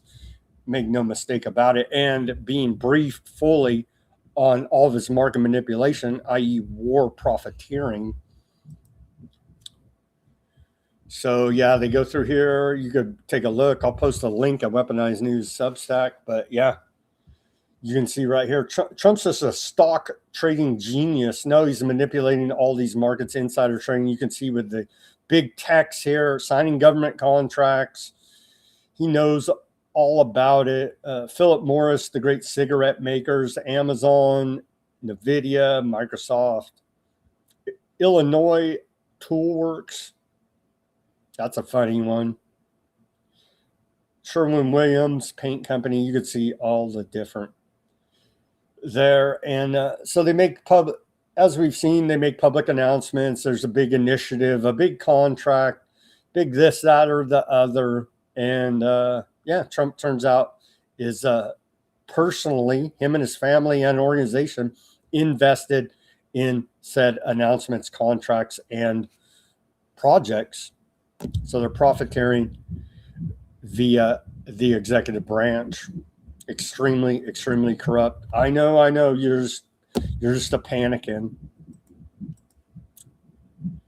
Trump warns France at the G7 to kill tech tax or face 100% tariffs on French wine. Still using tariffs as an economic weapon.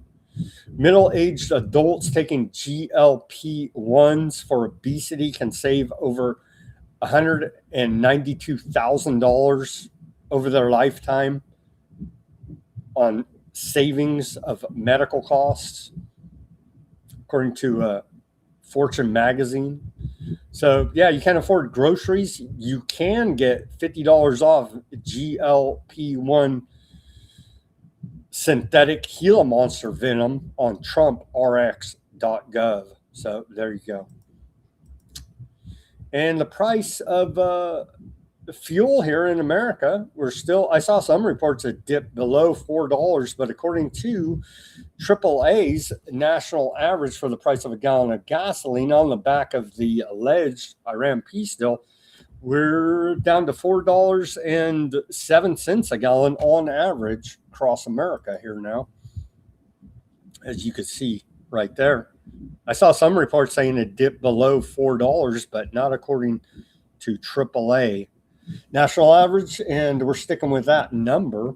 It did go down, went down 1 cent from yesterday and a good 10 cents from a week ago upon the back of potential Iran peace deal. On to the cost burden of the Iran war. We're still spending money because of this. Here it is. So we're up to $450.24 per household cost burden across both the gasoline and diesel price increases, which amounts to Rockefeller oil oligarch price gouging.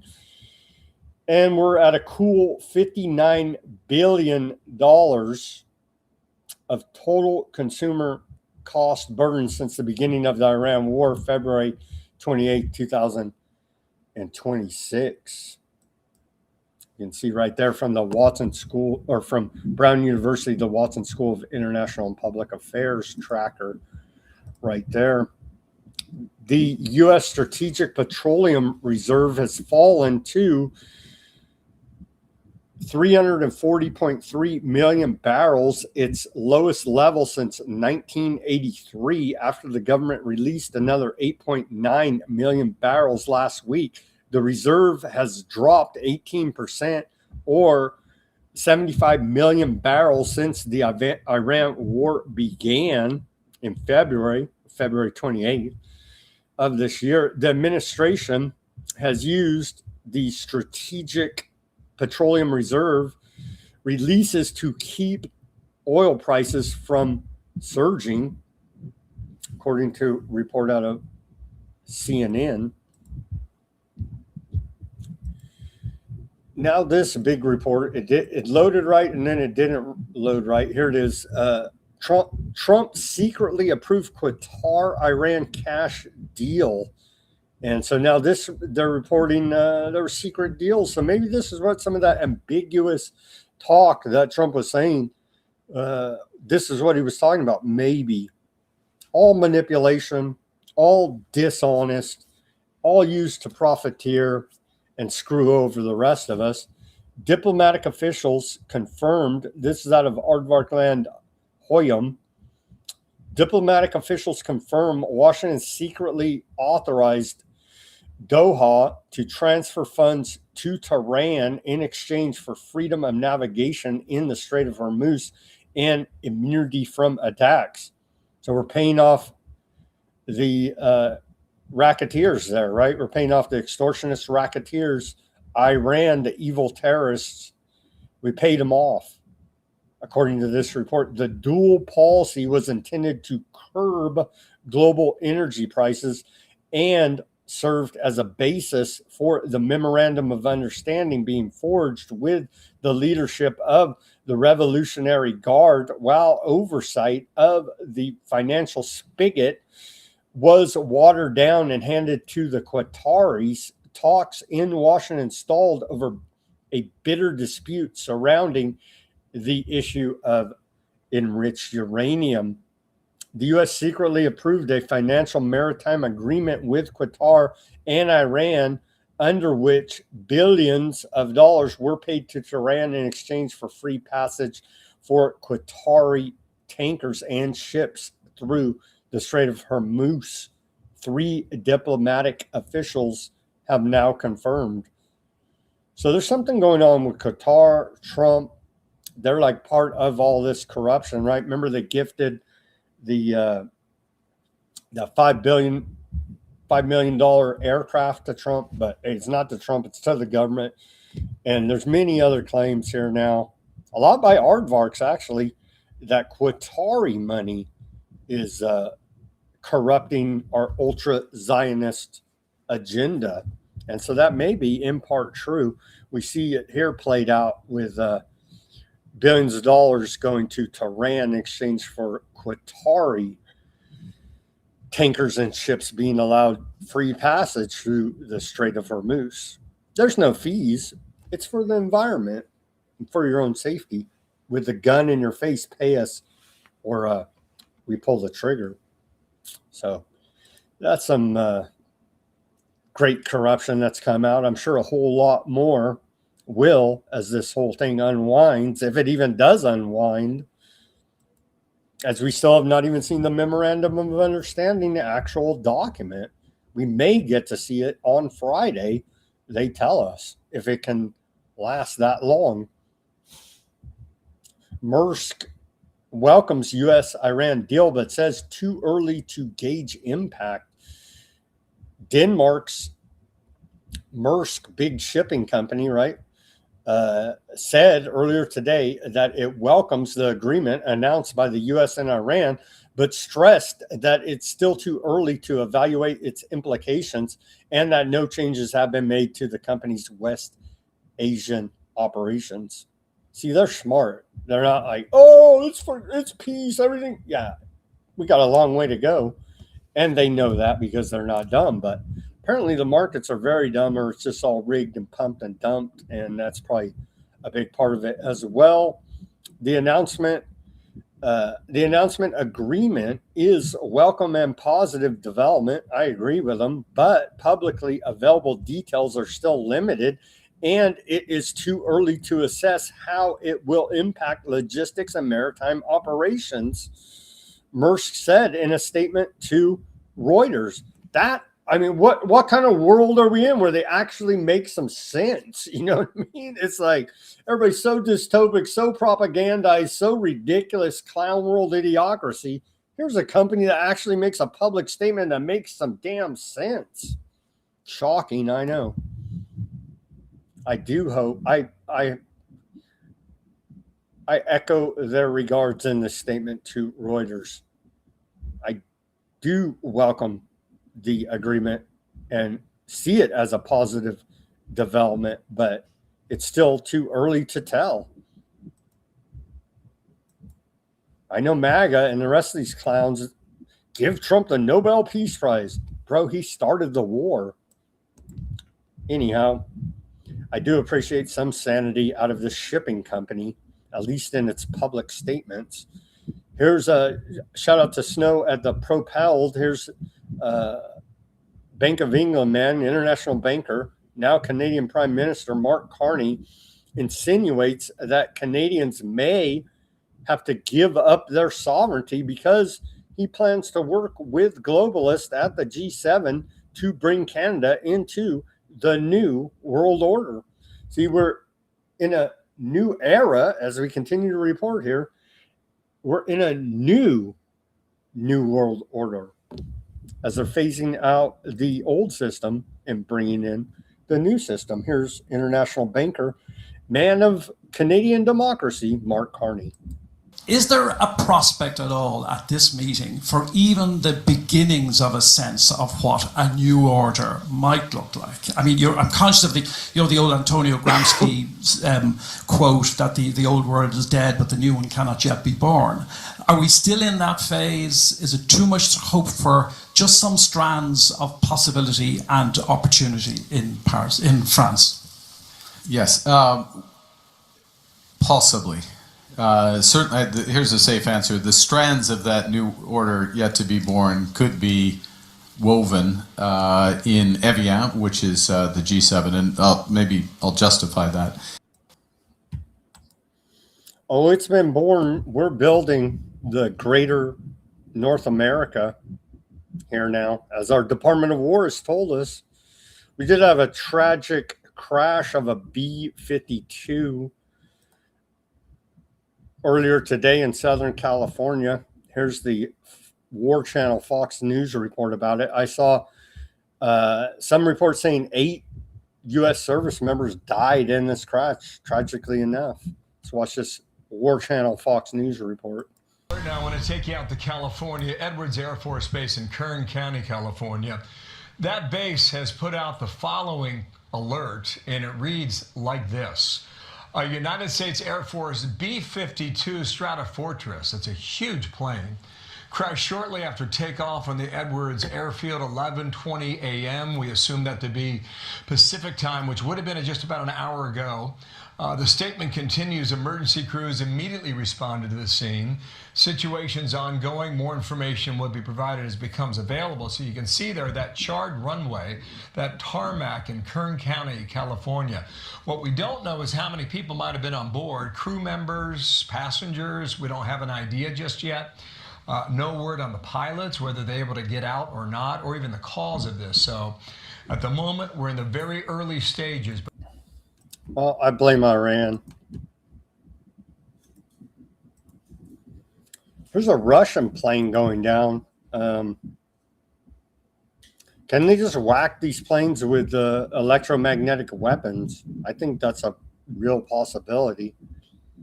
Here's a Russian Tu-22 M3 literally just falling out of the sky.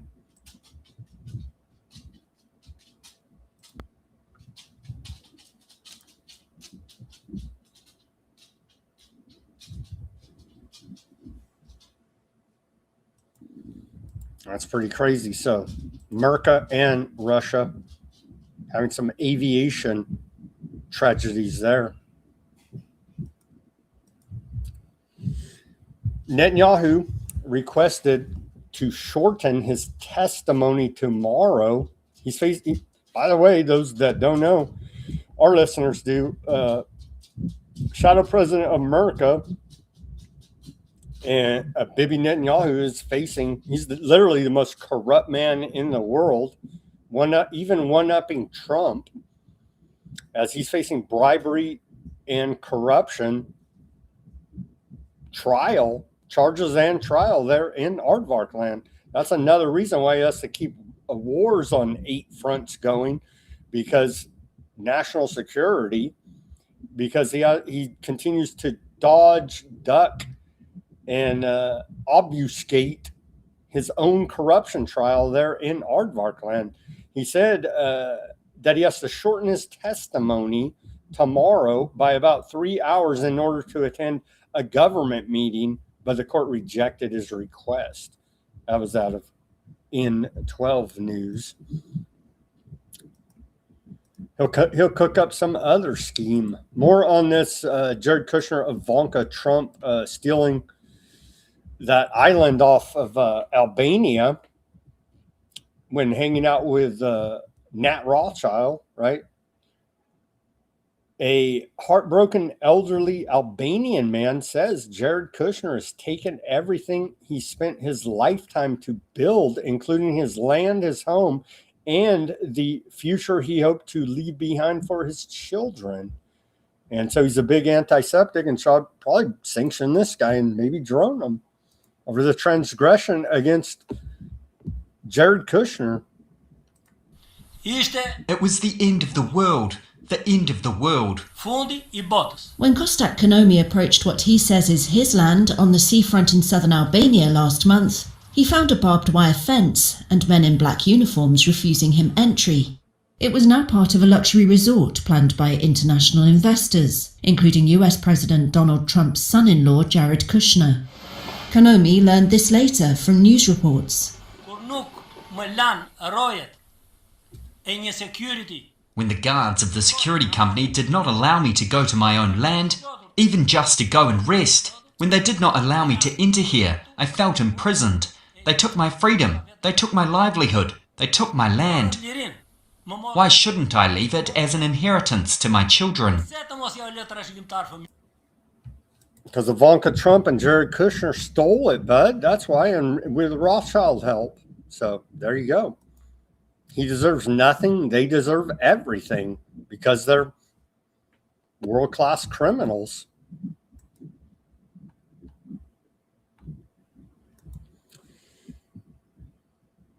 The Department of War, U.S. Southern Command, apparently united in security. They post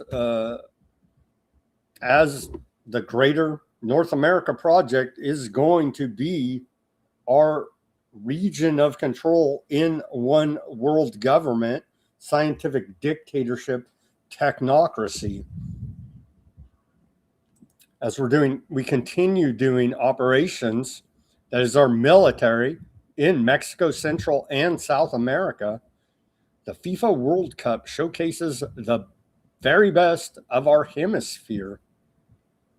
The FIFA World Cup showcases the very best of our hemisphere. Soccer has a unique ability to bring nations together, transcending borders, languages, and cultures. As we stand united in our commitment to security and stability across the Western Hemisphere, we also come together to celebrate this extraordinary event that connects our people through competition, respect, and shared passion. We will be celebrating every victory with our democratic partners across the hemisphere, and we will be rooting for every single one of our Southcom partners. Southcom partnership, security, prosperity. One hemisphere, one future. Yeah, because they're building, again, the greater North America project that's going to encompass Central and South America, part of, maybe all of it, hell. They're Zionizing Argentina right now. So we may go all the way